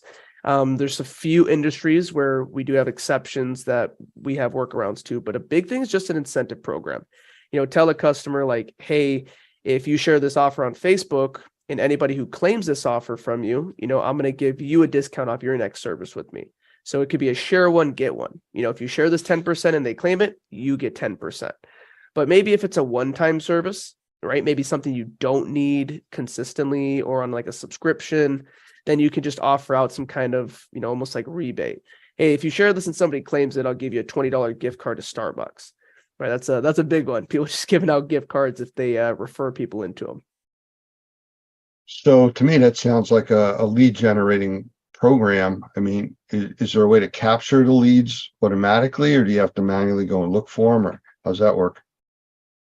So with the referral program, when it's on the customer's Facebook page, if one of their friends are interested, all they do is click a post, right? It's going to show off their friend's review with the offer there. Their friend's interested, they click it. It's going to pull their friend's review up, and then right there is going to be an offer form. As soon as they fill that out, the customer's immediately notified. It goes on their back end. It can automatically be sent into their CRM as well. And then the customer will receive an email too with the information on how to claim that offer. And then on top of that, with the special offer program, that one's a little bit different. We don't have to rely on just the referral process. So we take the special offer that the customer wants to give out. So maybe it's 10% off the service. Well, every single place that we market and post the reviews out, there's going to be that call to action there as well. So whether they go on the website, on the Google Business, on the Facebook, on their public page, if they go Google them in the Google search engine, they're going to see that business's 5-star reviews, and every single review will have that call to action there.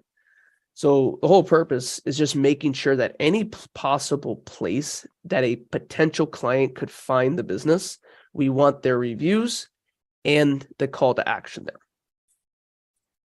Okay, so listening to this, and as one of our members listening to this, sounds a bit complicated, though it's automated too. So how do you simplify it? What we would have to do? So exactly how you said, it's all automated. The customers here don't have to do anything. The whole point, like automation is the new delegation, right? So the whole point is to make this whole thing run itself and make sure that's automated for the client. Because if we just threw our clients a system and said, have fun, go figure it out, you can get the reviews and then you're going to have to go post them all separately. Like we'd be out of business. So our whole system is automated. The only thing the clients do on their end is just capture the reviews, and that can even be automated as well. They can upload lists of their customers and then we'll reach out for them, or we can integrate and use their CRM to automate their invites too. The customer doesn't even have to set this account up. Every person here will get a designated coach. So they actually get a coach who sets their whole system up for them, gives them unlimited support, unlimited training, and just consistently follows up with them to make sure they're happy with the service. Because with our company, we're one of the only SaaS businesses literally in the industry who doesn't have a contract. So we have account managers and coaches in place to make sure that these people are becoming successful, because if they're not happy, then they don't have a job. So you've mentioned coaches, advisors, services you provide. Is this like all add-on fees and costs? Because that sounds expensive. Yeah, most people, and if you go to most other businesses or most other SaaS companies, it can get very expensive. With us, it's definitely not. That's the best thing, is we're the most affordable in our industry because we're the only self-funded. Every one of our competitors, that is public knowledge, and there's sites to look this up, but they've all taken investments. We've built this thing from the ground up ourselves. So we've never had to raise our prices in 7 years. During the pandemic, during this, time of inflation, let's say, right? We've never had to raise our price one single time, but we continue to add value, continue to add new products and services on top of these plans that, can be as little as $59, go to $199 a month. But obviously, anybody who's seeing this today, as you know, if there's anybody who's interested in this form of program or checking this out, it's very easy. You could schedule a demo with me. I'm sure Lance, you'll share the link to that. And you get a promotional price because of Normie. So that's something we do, is we take care of anybody who is a Normie client here. Well, yeah, and that's something that we've appreciated, and we've had quite a few of our members actually take advantage of that. I don't want to talk specifics on the program that we're offering right now, but I'm sure that anybody that's interested, from our membership can reach out to us to our support@normie.org, and we'll reach out to them and get them all the information they need to sign up for this program. But to me, the exciting part is that this type of a service is out there. And from what you've described and what I've seen from us using it, it's easy to use. You guys do most of the setup and it just runs from there. We have hundreds and hundreds of reviews. I know we have a lot of members with hundreds of reviews, same kind of thing. 100%. That's what we want. We just want to make sure that we could take off, if you're paying for a service, you don't want to add extra time to that, to your client's plate. You don't need to take extra money from them and then make them have to do the work. So yeah, the whole thing here is taking care of the client, to the basically 99% of the work is done by us, from the setup to the implementation to the actual value of the product, and consistently making sure that it's getting reviews, getting you found, getting you customers, and it's all done for you. So is there anything new coming to the system that you can't tell us about yet that you're going to tell us about? So one thing we did just recently launch is like a chat box, and it's auto responsive. That's one of our newest features that I really do enjoy, just because we work with a lot of small business owners. Of course, some of them are owner operator. Some of them have teams from, 5 to 20 people. Well, our chat box gives people a chance to talk to a client that's on the website without having to be there to monitor the website, right? We send them out a text or an email letting them know somebody's there. But if they're not available, or if, it's outside of their business hours, then it just gets their information for them and sends that over to them. One thing too is one thing I will mention, probably should have, is our new dashboard we are launching. It's going to have just more analytics, even easier to navigate. And it's going to integrate with the app too. So those two things are going to be launching to be revamped, redone, and just give the customer a lot more access and make it just easier for them.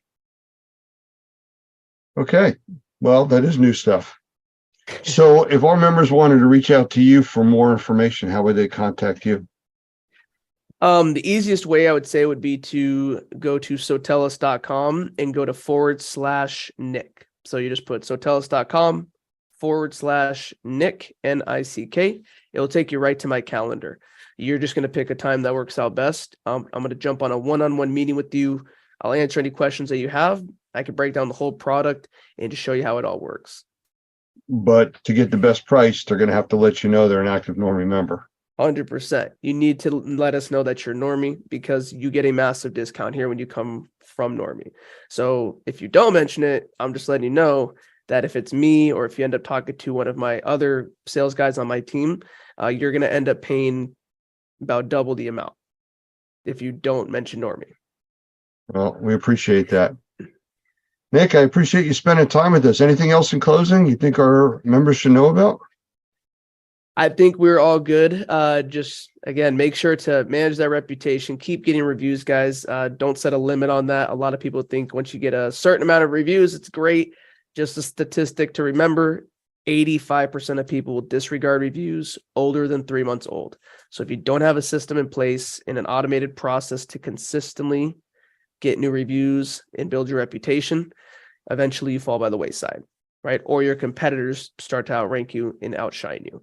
So I just say, make sure if you're not using a system like us, you need to find a way to consistently get new reviews. Wait. So you just said something there about reviews older than 3 months kind of like fall away. I mean, I know I've gone on sites and you see people with reviews from 2006, 2010. I mean, they have some value, at least they show you've been in business, but Right. you know, what's the dynamic change for current reviews? So I don't mean the reviews fall by the wayside. What I was saying is that your listing does, though. Your listing stops ranking. Your listing will lose its ranking. It will continue to stay stagnant if you don't consistently capture reviews. So the reason behind this, just it's a very easy statistic to go Google. I actually have one that I can share with you that you can feel free to post, but it just shows that 85% of consumers, right, that's when they check out reviews, if they're older than 90 days old, they tend to disregard them because the whole purpose is this. Maybe you had 200 reviews in the first 5 years of being open or something, right? Or you have 500 total reviews right now, but you haven't gotten a new review in the past 90 days. Well, what happens is people question that. What has now changed in that business in these last 3 months? You know, what is there a difference in quality? Did they sell it? Is there a new management? People start to question, why are they not getting the same positive feedback over the last 90 days that they were getting prior? And I think that's and I don't disagree with them. I think that's a very valuable question for them to ask, is because if you were getting so much positive feedback before, why aren't you now?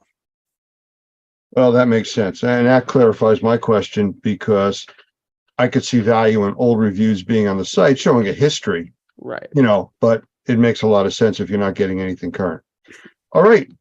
I appreciate you spending the time with us. I want to thank you. I'd encourage everybody watching this to either reach out to us at support@normie.org or to contact Nick directly at Sotellus.com/Nick.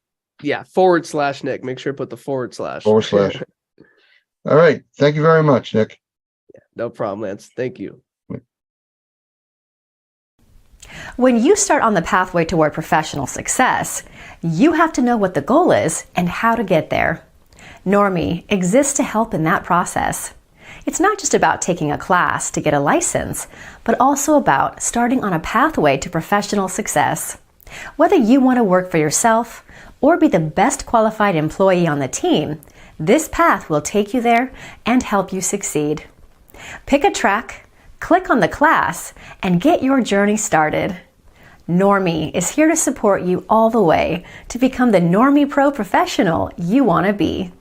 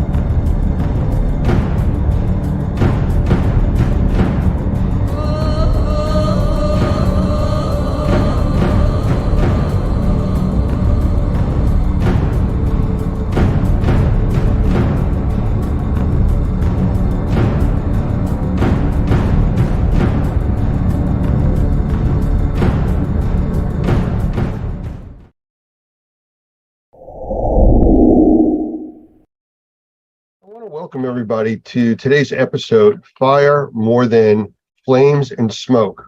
And this is a multi-part series being offered by Normie.tv.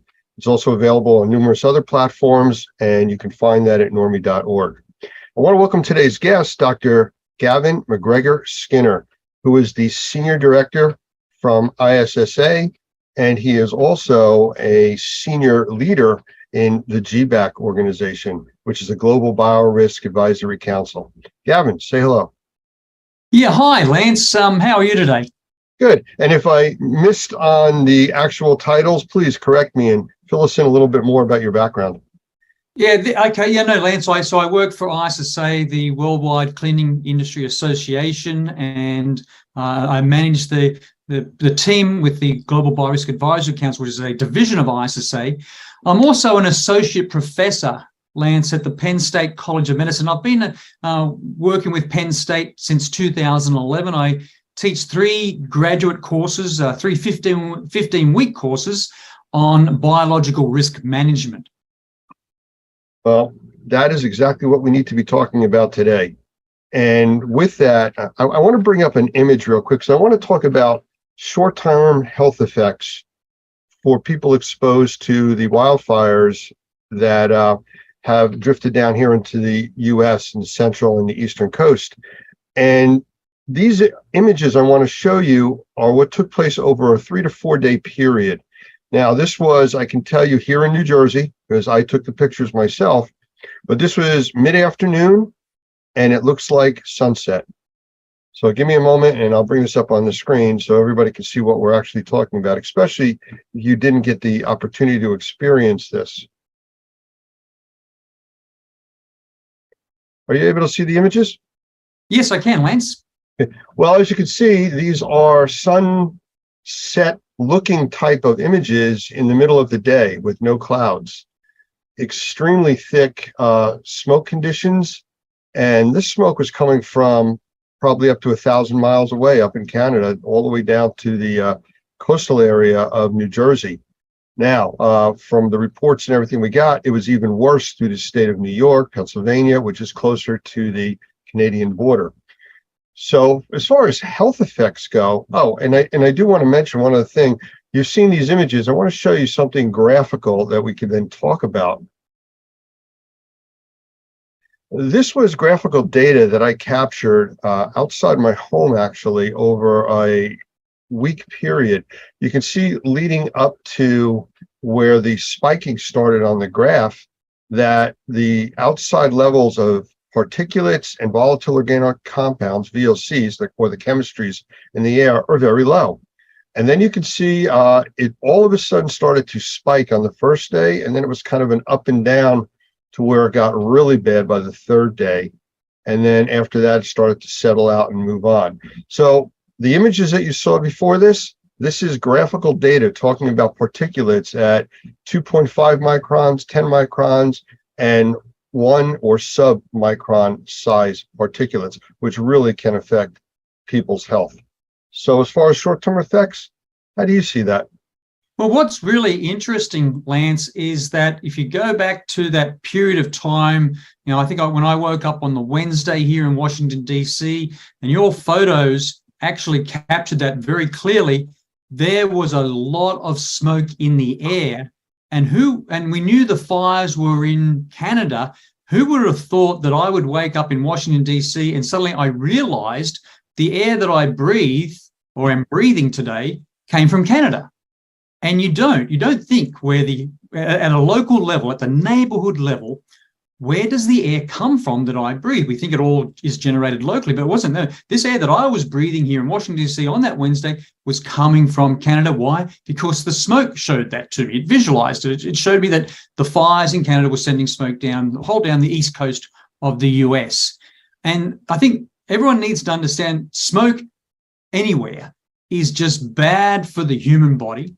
It also affects animals, no matter how healthy a person is or how long they're exposed to. Smoke exposure is just bad.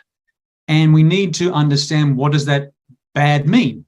So if I look at, what were the messages going out from when the photos that you took, Lance, showing the sun blocked out, showing all that smoke in the air, what were the key messages being delivered to the public, the community?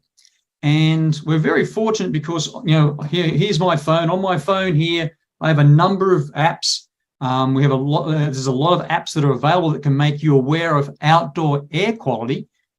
Not very many, I think very few people would have apps on their phone for indoor air quality, but we have a lot of apps for outdoor air quality. And on my phone, I use the weather app. It's free. And if I click on the weather app for Washington, D.C., I can see what the air quality is, and it's monitored, and it's called the Air Quality Index, or AQI. So again, the weather app has it. It's online. Many other apps use the Air Quality Index. And we know that the air quality index around about 50 or less is considered healthy. We also know that sensitive and vulnerable people might notice ill effects to their health at levels as low as 51. And we know that from that air quality index, levels at 150 or greater are considered unhealthy for everyone. So what we saw, this air quality index uses 6 different color schemes. But Lance, when I do my hazards identification, my risk assessments, I usually stick to the traffic light system, red, yellow, green, because that's universal. Everyone understands what red, yellow, green means.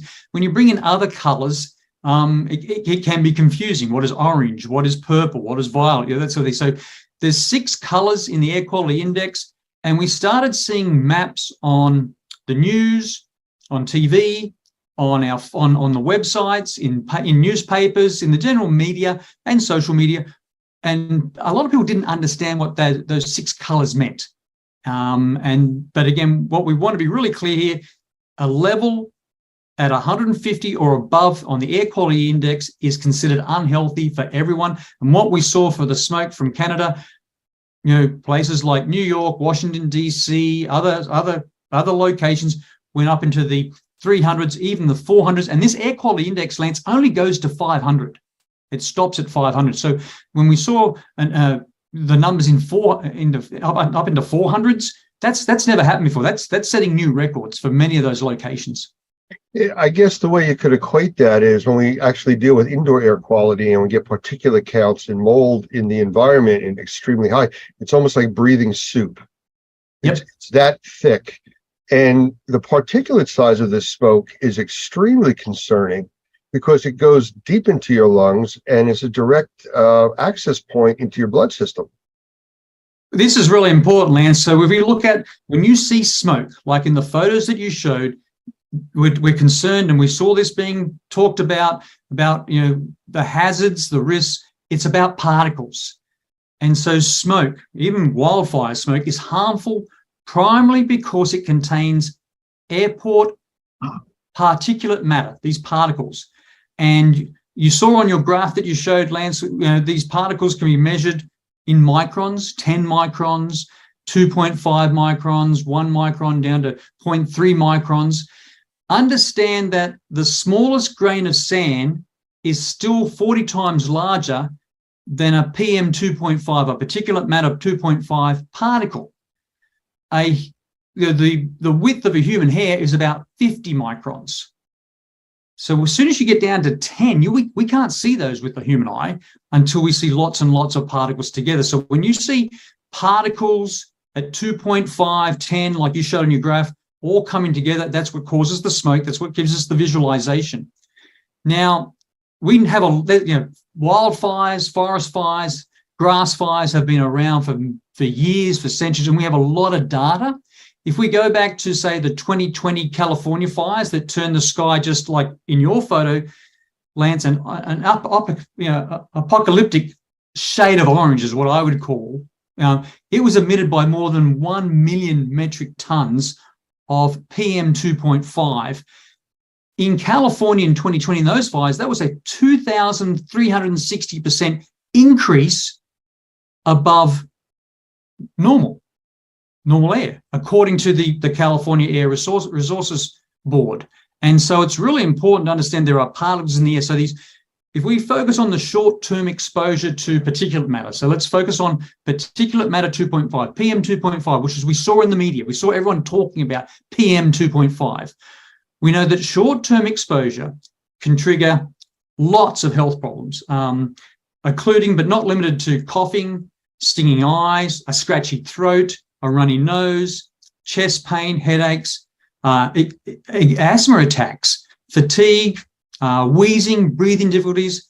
And again, all this information is freely available through the US government on the US Center for Disease Control Prevention site, the CDC.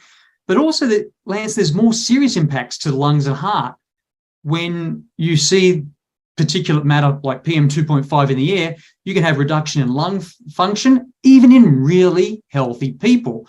And we know that the exposure to like the photos you showed can affect on heart health. So these particles can enter the bloodstream. They can trigger inflammation, leading to either heart attacks and stroke. They can worsen the health of people who have conditions like diabetes. And we also know from research that Harvard University has studies, and there's other studies out there that have shown that wildfire smoke increases the risk from infectious diseases. So that in one Harvard University study that I'm familiar with, it estimated that the PM 2.5, the particulate matter 2.5 emissions from the 2020 wildfires in the states of California, Oregon, and Washington state were associated with about a 12% increase in COVID cases and over an 8% increase in COVID deaths in 2020. You know, you mentioned about all the particulate, the information being released to the public and stuff, and everybody's focusing on particulates.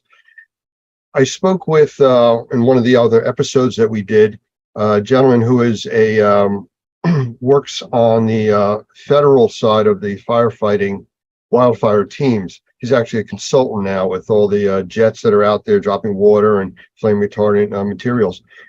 But I asked him the difference in the types of smoke coming out of Canada and from wildfires. And he says there's two different types. One is the type burning the forest, just like a campfire. You're burning logs and vegetation, stuff like that. The second type is when that forest fire creeps into industrial and residential areas and starts burning homes and factories and all the materials and chemistries there, that changes the smoke and the contamination to not just particulate, but VOCs, volatile organic compounds, all the chemistries that are now airborne and being burned and converted to other things entering our lungs. That's really important, Lance, because the messages that were being delivered about the fire, the wildfire smoke in the air just recently focused on particles. It didn't focus on chemicals. It didn't focus on volatile organic compounds. We didn't see them being measured or reported in real time. Yes, we know the measurements were taken, but that information wasn't made available. And I think it would have been much more responsible, because we saw the smoke in the air. You took the photos of the smoke in the air, it turned the sun orange, it turned the sky dark gray, and I saw it here in Washington, D.C., where I live. A few measurements to say, yes, we've got particles, but do we have other chemicals? I didn't see that data available. We know from studies, there's a good 2022 review in the Journal of Climate Change and Health. And the problem with these studies in these journals, that a lot of the community, a lot of just the public can't access these journals because you've got to be a subscriber, you've got to pay money. So it's really important that we do think videos like this, Lance, to take those studies and sort of translate and synthesize the information so that everyone understands what's being done. And that's not done enough. But so if we go back to a 2020 review in the Journal of Climate Change and Health that probably most people haven't seen, they found that there were long-term effects of wildfire with PM 2.5 exposure. And those long-term effects included higher risks of respiratory disease, but also cancer. And so it's really interesting that we now look at, okay, so again, the air where I am now in Washington, D.C., Lance, today is pretty clear. I don't know what the measurements are. I haven't measured it, but I don't see any smoke in the air. And what we've seen from, wildfires in Canada, Australia, California, we've seen the week after that smoke, like in your photos, we've seen an increase in emergency room visits. We've seen an increase in people visiting the physician or the doctor. We've seen an increase in prescription of medications for, say, respiratory complications or respiratory problems, difficulties. And we've also seen studies, Lance, say, I think through the, what was one study that I know of through the California Air Resources Board, they estimated that PM 2.5, particulate matter 2.5 from all sources, is responsible for 5,400 premature deaths and 2,800 hospitalizations for cardiovascular, heart and respiratory diseases in California every year. And they also, in the same studies reports, said that PM 2.5, particulate matter 2.5, was also associated with 6,700 asthma-related hospital emergency room visits in California every year. So it's going to be really interesting. A week after what your photos show, the week after the smoke coming from Canada, how many visits were made by people, we haven't got that data yet, to emergency rooms, how many people went to see the physician or the doctor, and what was the number of prescriptions and medications given to people that are now reporting with maybe breathing difficulties and asthma and other problems. You know, it's interesting because we recently also did an episode on sensitized individuals with Michael Pinto, and he talks about a lot of that. But the question I have for you is, we've talked about short-term effects, and I think we're starting to teeter on, now that we're a week and a half plus out, what are the long-term effects? But before we get to that specific question, what's the difference of the group that we're not talking about with babies, children, pregnant women, and we can't forget the group of the elderly? Oh, yeah. So the elderly will have a lot of underlying conditions, that again make them prone to particulate matter PM 2.5 and less particles, smaller particles, which do exist in smoke in general. But if you focus on that real critical, you've identified that critical cohort, that critical group, Lance, of pregnant people, babies, young children, they really need to avoid smoke exposure as much as possible. And so it's really important that we get those warnings out in time. A lot of us will stay indoors, recirculate, or some of us don't, but we need to ensure that our air conditioning is recirculating and not bringing in that outdoor air, because a lot of the filters that we have will not pull out the particles in our home or even places where we work. So it's really important to understand babies, young kids are at high risk because their bodies aren't fully developed. And if you look at pregnant people, their bodies have been fully developed, but when they're pregnant, you're in overdrive. This really has a big effect on your immune system. So there are studies that have shown us that wildfire smoke exposure can lead to preterm birth. So that's preterm birth, Lance, is birth before 37 weeks of gestation. It also leads to babies with low birth weight, leads to babies with impaired lung functions and other health risks. And there was a study, in 2022 in the Journal of Environmental Research. Again, many people probably haven't seen this one, but in this environmental research study, it looked at birth outcomes in California between 2006 and 2012. And what they found was each additional day of exposure to wildfire smoke during pregnancy, so people that are pregnant, increase the risk of preterm birth. That's preterm birth. That's less than what we say, 37 weeks. Now, the same studies, or same study that I'm aware of, estimates that as many as 7,000 additional preterm births occurred in California that were attributable to exposure to wildfire smoke during that period of study, 6 years. Sounds just like secondhand smoke exposure. Exactly. Smoke is, exactly. So, and those preterm babies that were born, before 37 weeks of gestation had greater risk of experiencing respiratory complications, developmental issues, and death. And so it's so important. We talk about children now, Lance, developmental issues. We know that wildfire exposure hurts, impairs, decreases children's performance in school. And we know that researchers and studies have looked at that possible link between wildfire smoke exposure and school performance. We've seen those studies done in the US and also Australia. And so a study that I'm aware of in the US used standardized test scores from 2009 and 2016 for nearly 12,000 school districts. And they compared to a school year with no smoke to a school year with wildfire smoke. And they found that the cumulative smoke exposure may have reduced student test scores by roughly 0.15% of a standard deviation. That may not mean much to people. That's a lot. And that information was published in the Journal of Nature in 2022. That is a significant decrease in people's ability to learn, to understand, to think. Again, that information does exist. There's so many effects, and we're starting to touch on the long-term effects. I've noticed from people within the circle that I travel starting to report eye infections, earaches, ear infections, sinus infections. And this is all a week after. I was kind of predicting out 2 weeks for people to start to have issues. But as far as the long-term effects, because the smoke cleared out, didn't do anything with all the debris left behind, all the ash that's dropped out of the air. I know the cars here had a grayish color to them, for days. And we haven't had rain for almost 4 weeks. We finally got some rain to wash some of it out of the atmosphere. But this is just something that is continual, and these particulates don't just vanish.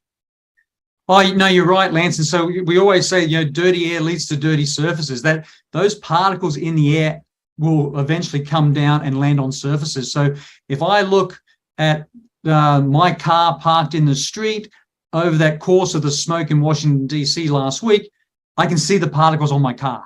It's a black car, and I can see how dirty the windscreen got and how dirty the surface of the car became just from that smoke. It's really interesting that when we start to talk about, it wasn't that bad, or it didn't really affect me, I only had the short-term effects of, particulate matter 2.5 or less could be, a coughing, stinging eye, scratchy throat, runny nose, chest pain, headaches, fatigue, wheezing. I run with a running group here in DC, and the people that ran last week told me on the weekend, we just don't feel good enough. We don't feel well enough. We've still got a scratchy throat. We still are wheezing. We've got some breathing difficulties. We can't run with you, Gavin, on the weekend. And would they make official data, official statistics? No, they wouldn't. So that's, the information that I've collected just through the group of friends that I have here in DC. So a lot of that information would never be recorded anywhere. And it takes then a lot of effort, like we talked about the Harvard study, Harvard University study, and the California Air Resources Board studies, to then study the long-term effect. And a lot of people then will say, well, that happened years ago, and they don't relate or see the link between the time they were exposed, that week of being exposed to smoke, versus they might have respiratory disease, cancer, or cardiovascular inflammatory problems with heart attacks and strokes. Those correlations really aren't made because it's happened so much longer or over time since the actual acute event of being exposed to wildfire smoke. That's always a challenge for us, Lance. It's hard to tell people you've got to, there's a hazard, there's a risk, you've got to take precautions, you've got to do this, when they don't initially feel the really significant bad effects either that day or the next day. You're right. And, you had said that, which is what everybody else is saying, the news media, all officials, about staying indoors. But it's the same agencies like the EPA that are saying that in normal conditions, your indoor air quality is 5 to 10 times more polluted than the outside air.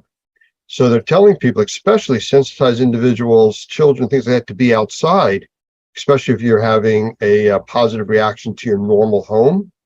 But now we're telling people to stay inside in the polluted area that is an issue, which is still less polluted than the outside.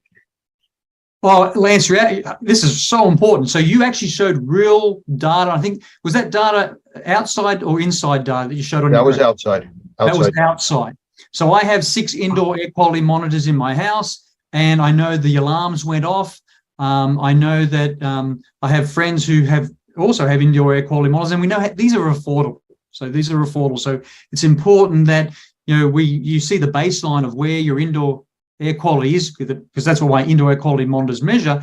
But then you can see how the outside air coming in can influence that, and whether and we've heard this a lot of discussions, Lance. Well, maybe you can't protect all of the inside of your house or all of the inside where you work. Maybe you have to identify a room that has an air quality monitor with maybe an air quality device that cleans the air, and people should stay in there while there is a risk.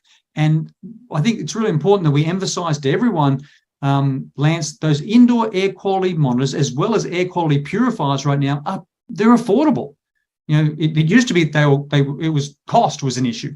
Not anymore. You can buy those, you can use those, and I would highly recommend that if you reach out to us, and we'll provide you, with a list of those that we have done our research on, we've done our due diligence, we know that they're backed by evidence and science, and it really will change people's behavior and improve their quality of life if they start measuring more. We see measurements for outdoor air through the air quality index, but wouldn't it be great if at the same time more people could have indoor air quality monitors in their home, even their cars, for example, and be able to then see the numbers, react appropriately, change their behaviors, and actually come up with solutions that improve their air quality without waiting till they get the symptoms we just talked about. In one of the other episodes, I was in a discussion and I used the glass of drinking water as an example. People want to take a nice, clear, crystal type of look of water and drink that. If you were to make that water cloudy or brownish, people say, I'm not drinking that.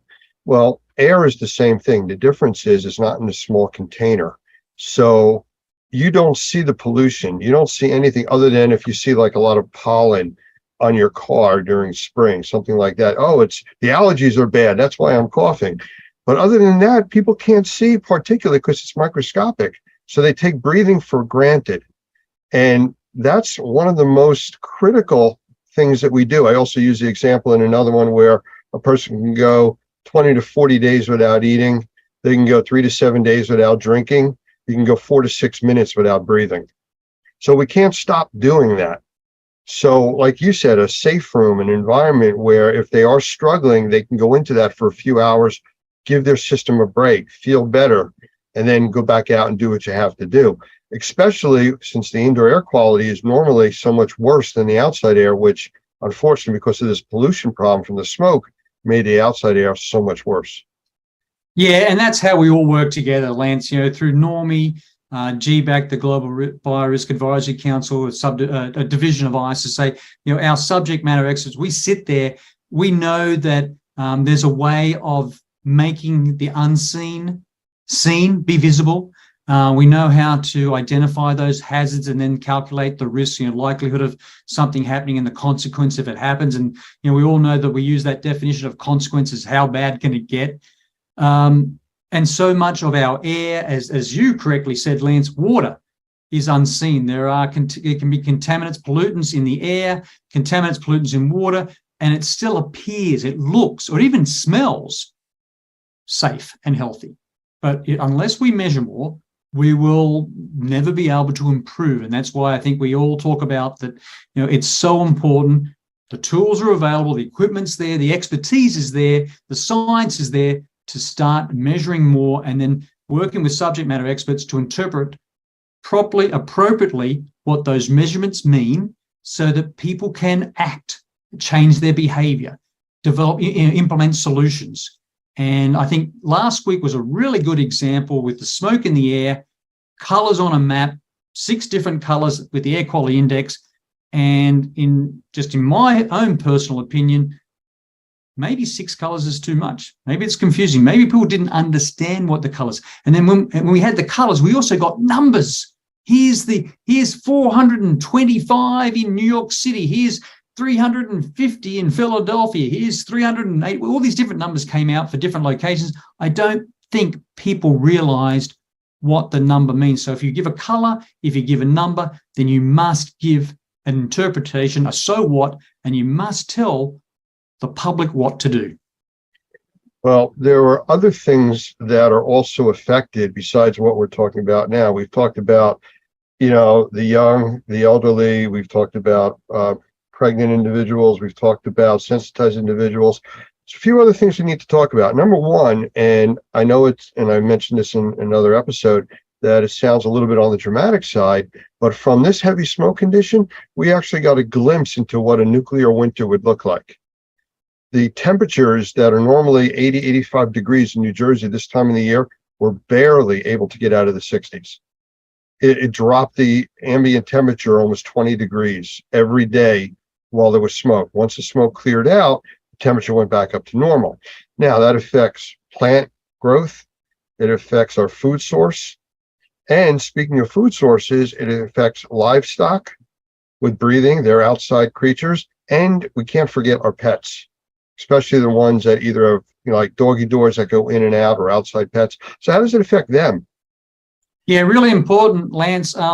We knew in Washington, D.C., the National Zoo was closed to all people, closed to visitors, because they had brought the animals indoors away from the smoke. Now, are all the enclosures at the National Zoo on air conditioning that recirculates? No, it's not, but at least that would decrease to some level, some degree, their exposure to the smoke that was outside. Again, in horses, equine asthma is real. And we know from, fires in Australia, information and data from fires in California, horses can suffer inflammatory diseases. We see equine asthma increase after forest fires or wildfire fires. That data is available. That's known. That's been studied.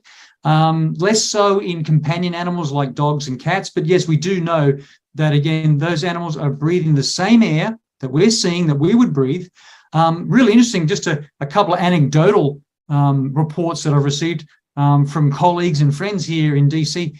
They had to let their cat or their dog out to go to the bathroom, the toilet, or just get some exposure outside so they wouldn't go mad inside when they run around. Opening and closing that door very briefly to let, say, a dog out. And the people that had indoor air quality monitors saw that by just opening that door very briefly to let their pet out, changed their indoor air quality on their monitors significantly. And what I mean by that, if they were sitting at like a 95 to 98%, it dropped down in some of the photos that I received down to 70, 73% in that very brief period. So it's not like it takes a long time for the smoke to rush into the house. When you open the door, that smoke came in, and that indoor air quality monitor then measured it, and you saw in real time, right there and then, a change in your indoor air quality, by a number. The challenge we have, though, is how to interpret those numbers. So yeah, again, Lance, many animals can't go indoors. They were exposed. And again, a lot of this data won't be measured, but we do know from studies that we do see inflammation problems as well as respiratory problems in animals exposed to wildfire smoke. One of the things, just like with very young children, animals can't really tell you what's bothering them. You might see the animal acting up or different or lethargic, but you won't know what's really going on, just like with children. So it's something you need to pay attention to. Don't forget about the pet that was outside all day during that smoke. They may start to have issues going forward. Yes, I'm a pet lover, can't help it. Oh, but very important, Lance. My dog Buddy did not want to go outside last week when we had all the smoke in the air. Now, he has to. He doesn't want to go out in the rain either, so, Well, yeah, but, he loves the snow. But you could see it was really interesting that to be at the door, trying to let him out, to get some exercise, to go to the bathroom. He really had to be just pushed through it. He knew what was out there. I don't want to go out in that. And I think, you look at animal behavior, animals will tell us lots of stories about the quality of outdoor air. Well, if I look for a positive for this whole thing coming out of Canada, I think it was an awareness that's brought to the public that this could happen at any time. The fires are still going on. The the smoke could change direction with the wind. We could have another repeat of this. And it gives us a glimpse as to what could happen again. It could be longer lasting. And how do we deal with that going forward? I mean, it's just like the people in Florida and the Gulf Coast that live in a hurricane prone area, but they don't go and buy plywood till 24 hours before the storm's going to hit. You know the storms are going to be there. Prepare ahead of time. You know, like you had said, you can get monitors to know what's going on in your home. You can get air purification. You can get better filters. I mean, the term we use is you either have a good filter or you are one. You know? Yep. Really important, Lance. Again, I'm going to go back to my cell phone, my mobile phone. In times of tornadoes, hurricanes, I'll get messages on my phone, take cover now.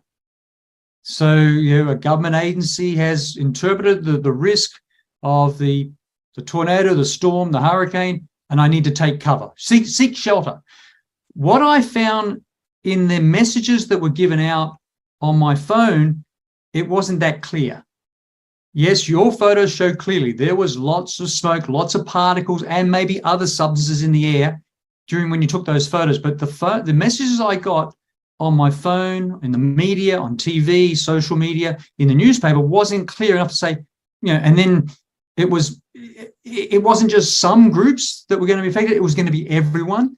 And it wasn't really, I think, you know, this is very, you know, summer is just starting here in the US on the East Coast, West Coast, in the Northern Hemisphere, it's just starting.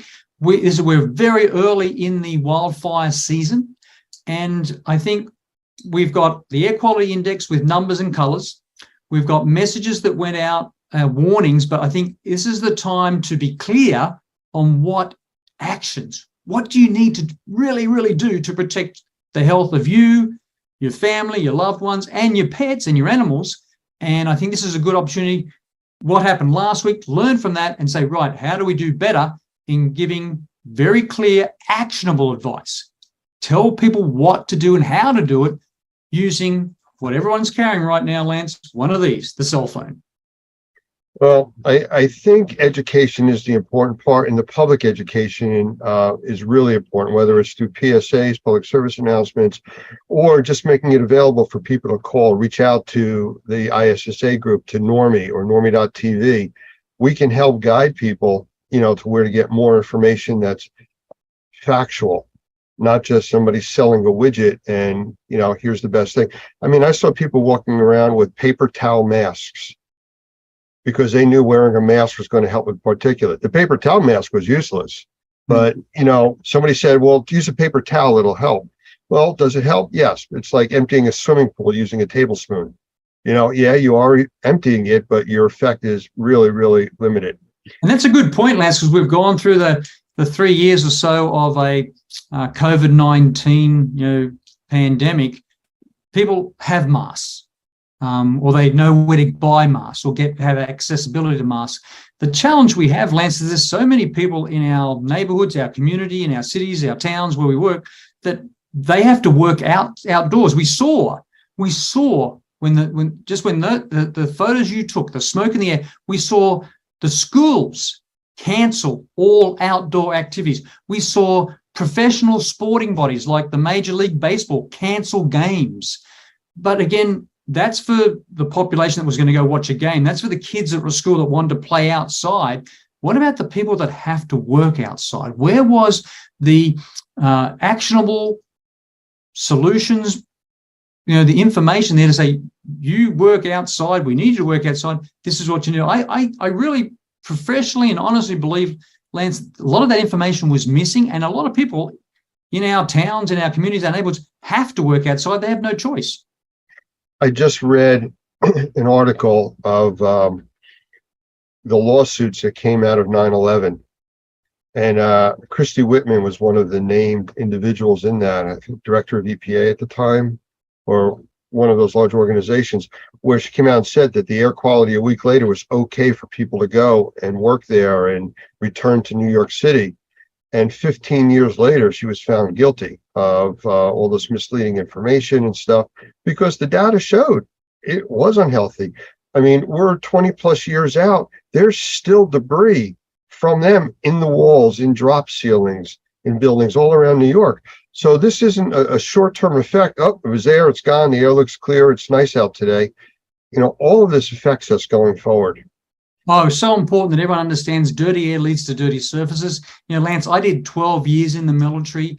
You know, when all the deployments I did around the world, you know, we don't want to leave waste in a footprint in a foreign country, so we burn it. And so you can easily see, you know, there's books written about, there's movies about the exposure of soldiers and the military to smoke pits. The fire from fire pits, the smoke that comes from fire pits, and the increase in cancer in those military personnel. And again, look at the numbers that came out from you know, from 9/11 in 2001, when so many of our colleagues, Lance, went there with the best intentions to help, to do what they've been trained to do. And look at the number of friends and colleagues that we have, that we know of, that have been diagnosed with cancer since that deployment back in 2001. And I know the number of again, friends I have in the military that were exposed to smoke pits over the years and have cancer. It's real. What it means, we have to do better when we go to respond to those important acute events, to try to mitigate them, respond to them, and then go into recovery. We've got to do better in our training as well as our equipment to protect what we know in the long term causes inflammatory disease, heart disease, lung disease, cancer. Absolutely. Well, Gavin, I want to thank you for spending time with us today. I mean, it's always informative listening to you. I think this was information that we needed to get out in this series with the actual data, a lot of the study information, short and long-term effects, which is what we've covered. And just give people a place to go if they have questions or concerns, you know, how to reach out and get help. You know, the Normie organization at normie.org, ISSA organization, GBAC. There's a lot of credible sources out there that are out there doing this for the right reason and trying to educate the public. So I want to thank you for being part of that. I want to thank you for being part of this series that we're doing on fire and smoke. And we'll do this again. You're more than welcome, Lance. Again, we're even at Normie and ISSA and GBAC now, we are still working right now. How can we do better in translating the information we know, the research we know, into helping people understand this is what you need to do when you see that apocalyptic look in the sky. The sun is blocked out. It turns bright hot orange based on smoke or particles in the air. And it's something we're still working on, Lance, and hopefully we'll be able to do better and get better information out to everyone. You know, you're absolutely right. And I think closing out, I just want to leave the images up there on the screen. Let's see if I can bring this up real quick. You have the sun up there now and the smoke? Yes, can see it, Lance. And as we know, we saw it, we lived through it, we breathed it, we kept doing the work we should do. But again, did we decrease the hazard, the risk? Did we wear the appropriate equipment to protect ourselves? No, we didn't do a good job at that. Well, I think this is a good start. I think we're getting the information out there. Hopefully this is helping people, answering some of their questions. So thank you again. I appreciate the time, and we'll do more series down the road. You're more than welcome, Lance.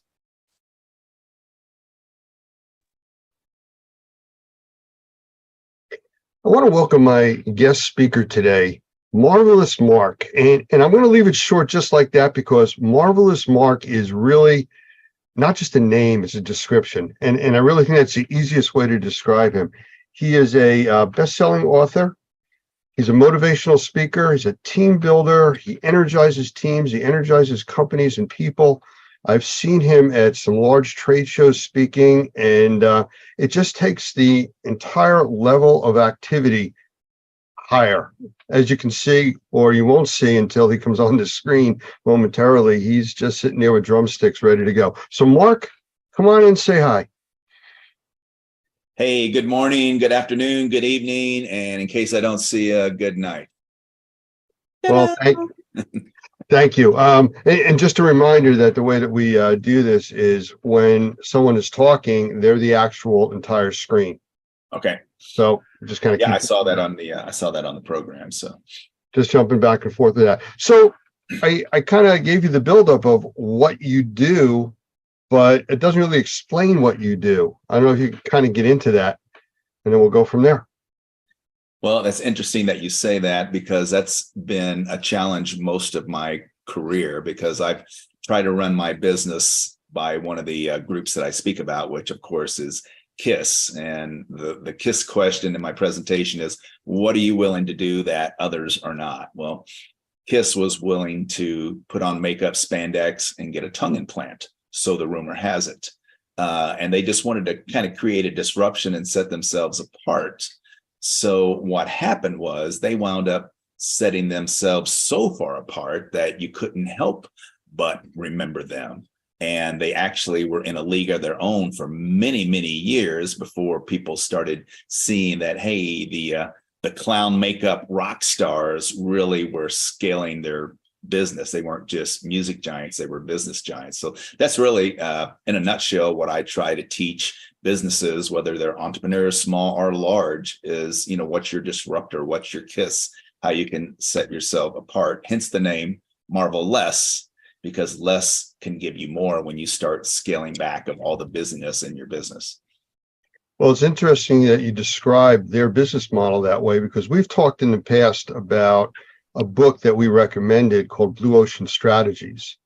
And it's a heavy read. There's no question about it. It's very detailed, but it basically teaches companies how to set themselves apart.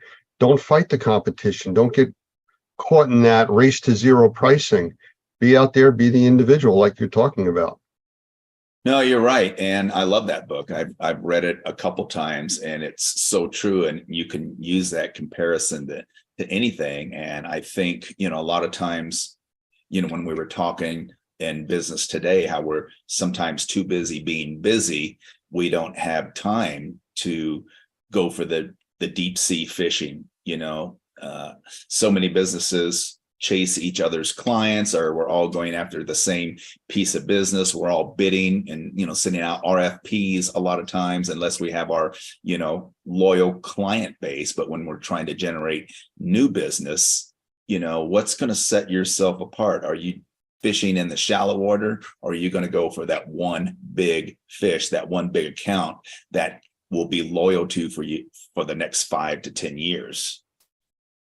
Well, we have a very niche market with what we do, and we deal with everything under the umbrella of indoor air quality. And basically, it's all about the market being just people that breathe. So it kind of narrows it down to everybody.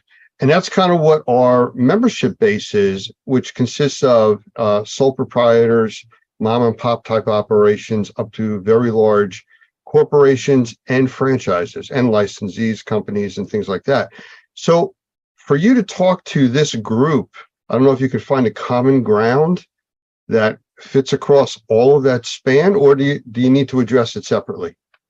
No, what I want to talk about today is some heavy duty psychology on using the 80-20 principle, or the 80-20 rule, in your business, because I've found, whether I'm talking to people like myself that's been an entrepreneur since about 1985 and a small business owner, usually anywhere from 2 to 8 employees, to the people that I speak to that are large corporations that have thousands of employees and their sales teams or their business development teams. We really need to spend more time in that blue ocean where the big fish are on that 20%, and we have to strip back that 80% to find that 20%. And that's a couple of things that I want to share with today. Well, why don't we get started? And I'll turn it over to you. I think you wanted to share your screen there for a moment or two. Yeah, I will in just a second. The first thing, I just want to make sure that everybody is aware of the basic principle of the 80-20 rule, which is 80% of your results come from 20% of what you do.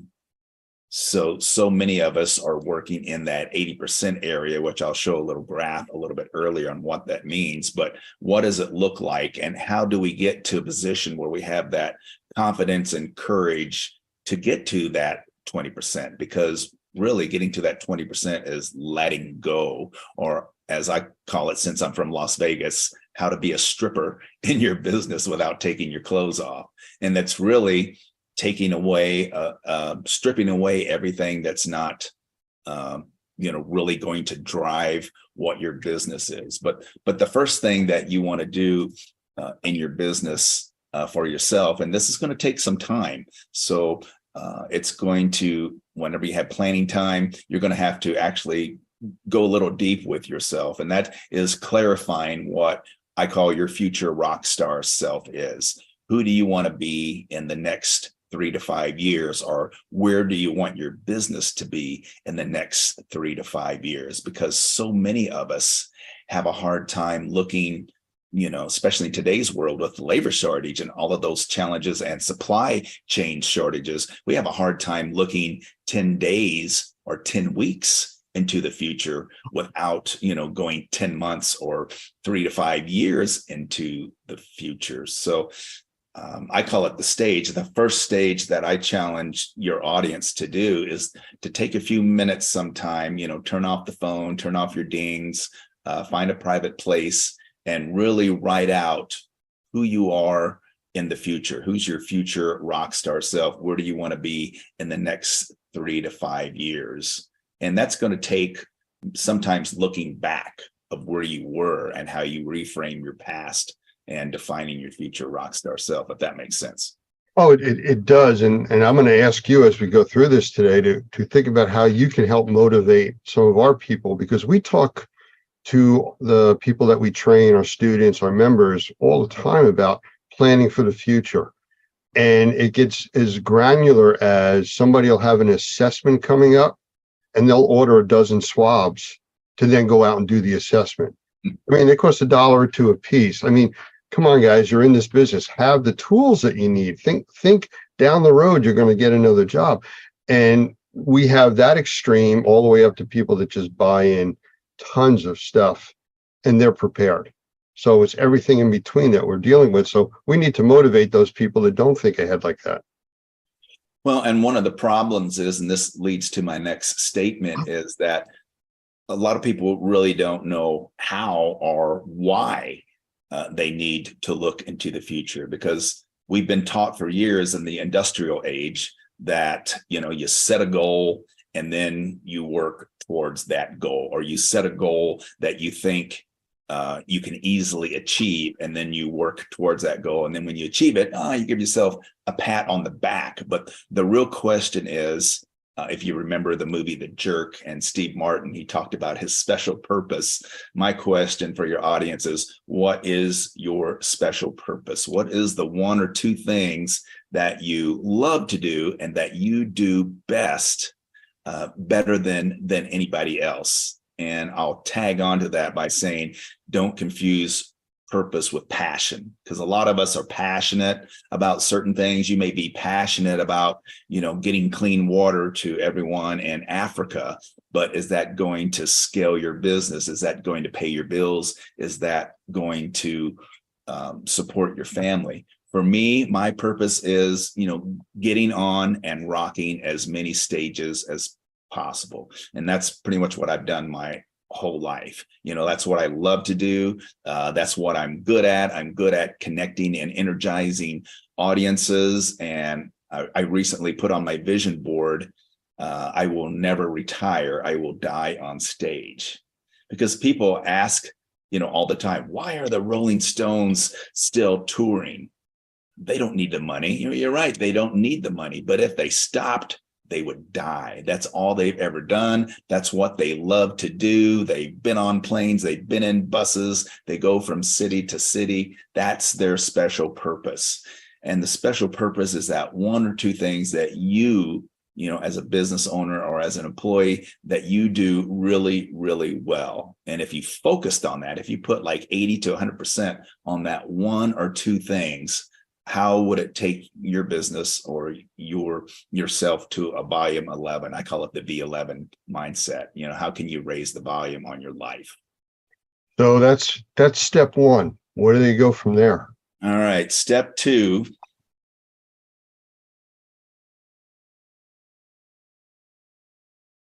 Is letting go. All right. And this is the hard part. This is the Disney part. I'm going to go ahead and share my screen because I got a nice visual on this. This is kind of the There we go.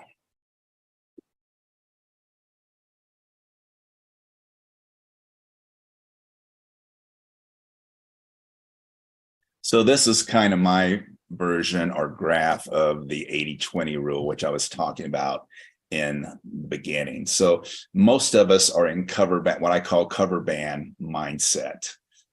We keep doing what we've always done, or we keep 80% of what we've done most of the time. So you see that I've, put some ideas over there. So 80% of what you're doing is your current self or your past self. We're doing the same things. It's linear growth. It's more of what you're doing. When you play in the 80% area, it's non-transformational.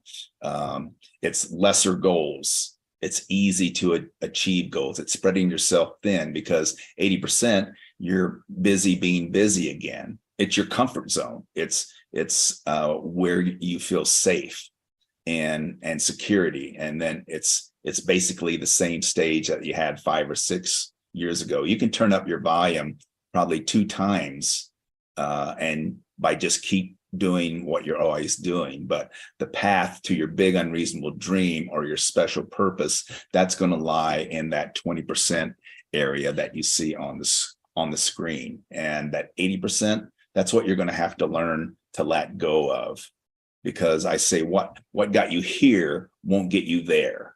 The same level of action, the same level of knowledge, the same employees, the same skill levels. It's not going to take your business from here to here. Now, if you're happy with what you're doing and the volume and the business and the dollars and your level of service, if you're happy with that, that's great. There's nothing wrong with that. But for those that really want to scale their business because you're tapped out right now, your bandwidth is pretty much at its wit's end. So what are you going to be able to, as I said earlier, strip away of this 80%? What can you strip away and only leave the 20? It sounds to me very much like what we refer to as growing pains. Yeah, that's And exactly and right. people avoid the growing pains usually. And the reason they do that is because they want to stay comfortable. One of my favorite quotes, I think it was from Jim Rohn or Jim Collins, you're the average of the 5 people that you hang out with the most, or that's your comfort zone. Well, to go to 20%, to scale your business and go to that 20%, you're probably going to have to find new band members. And what the cool thing is about it, if you're smart, is that you can take that 80% that you may not want to let go of, and you can hire new people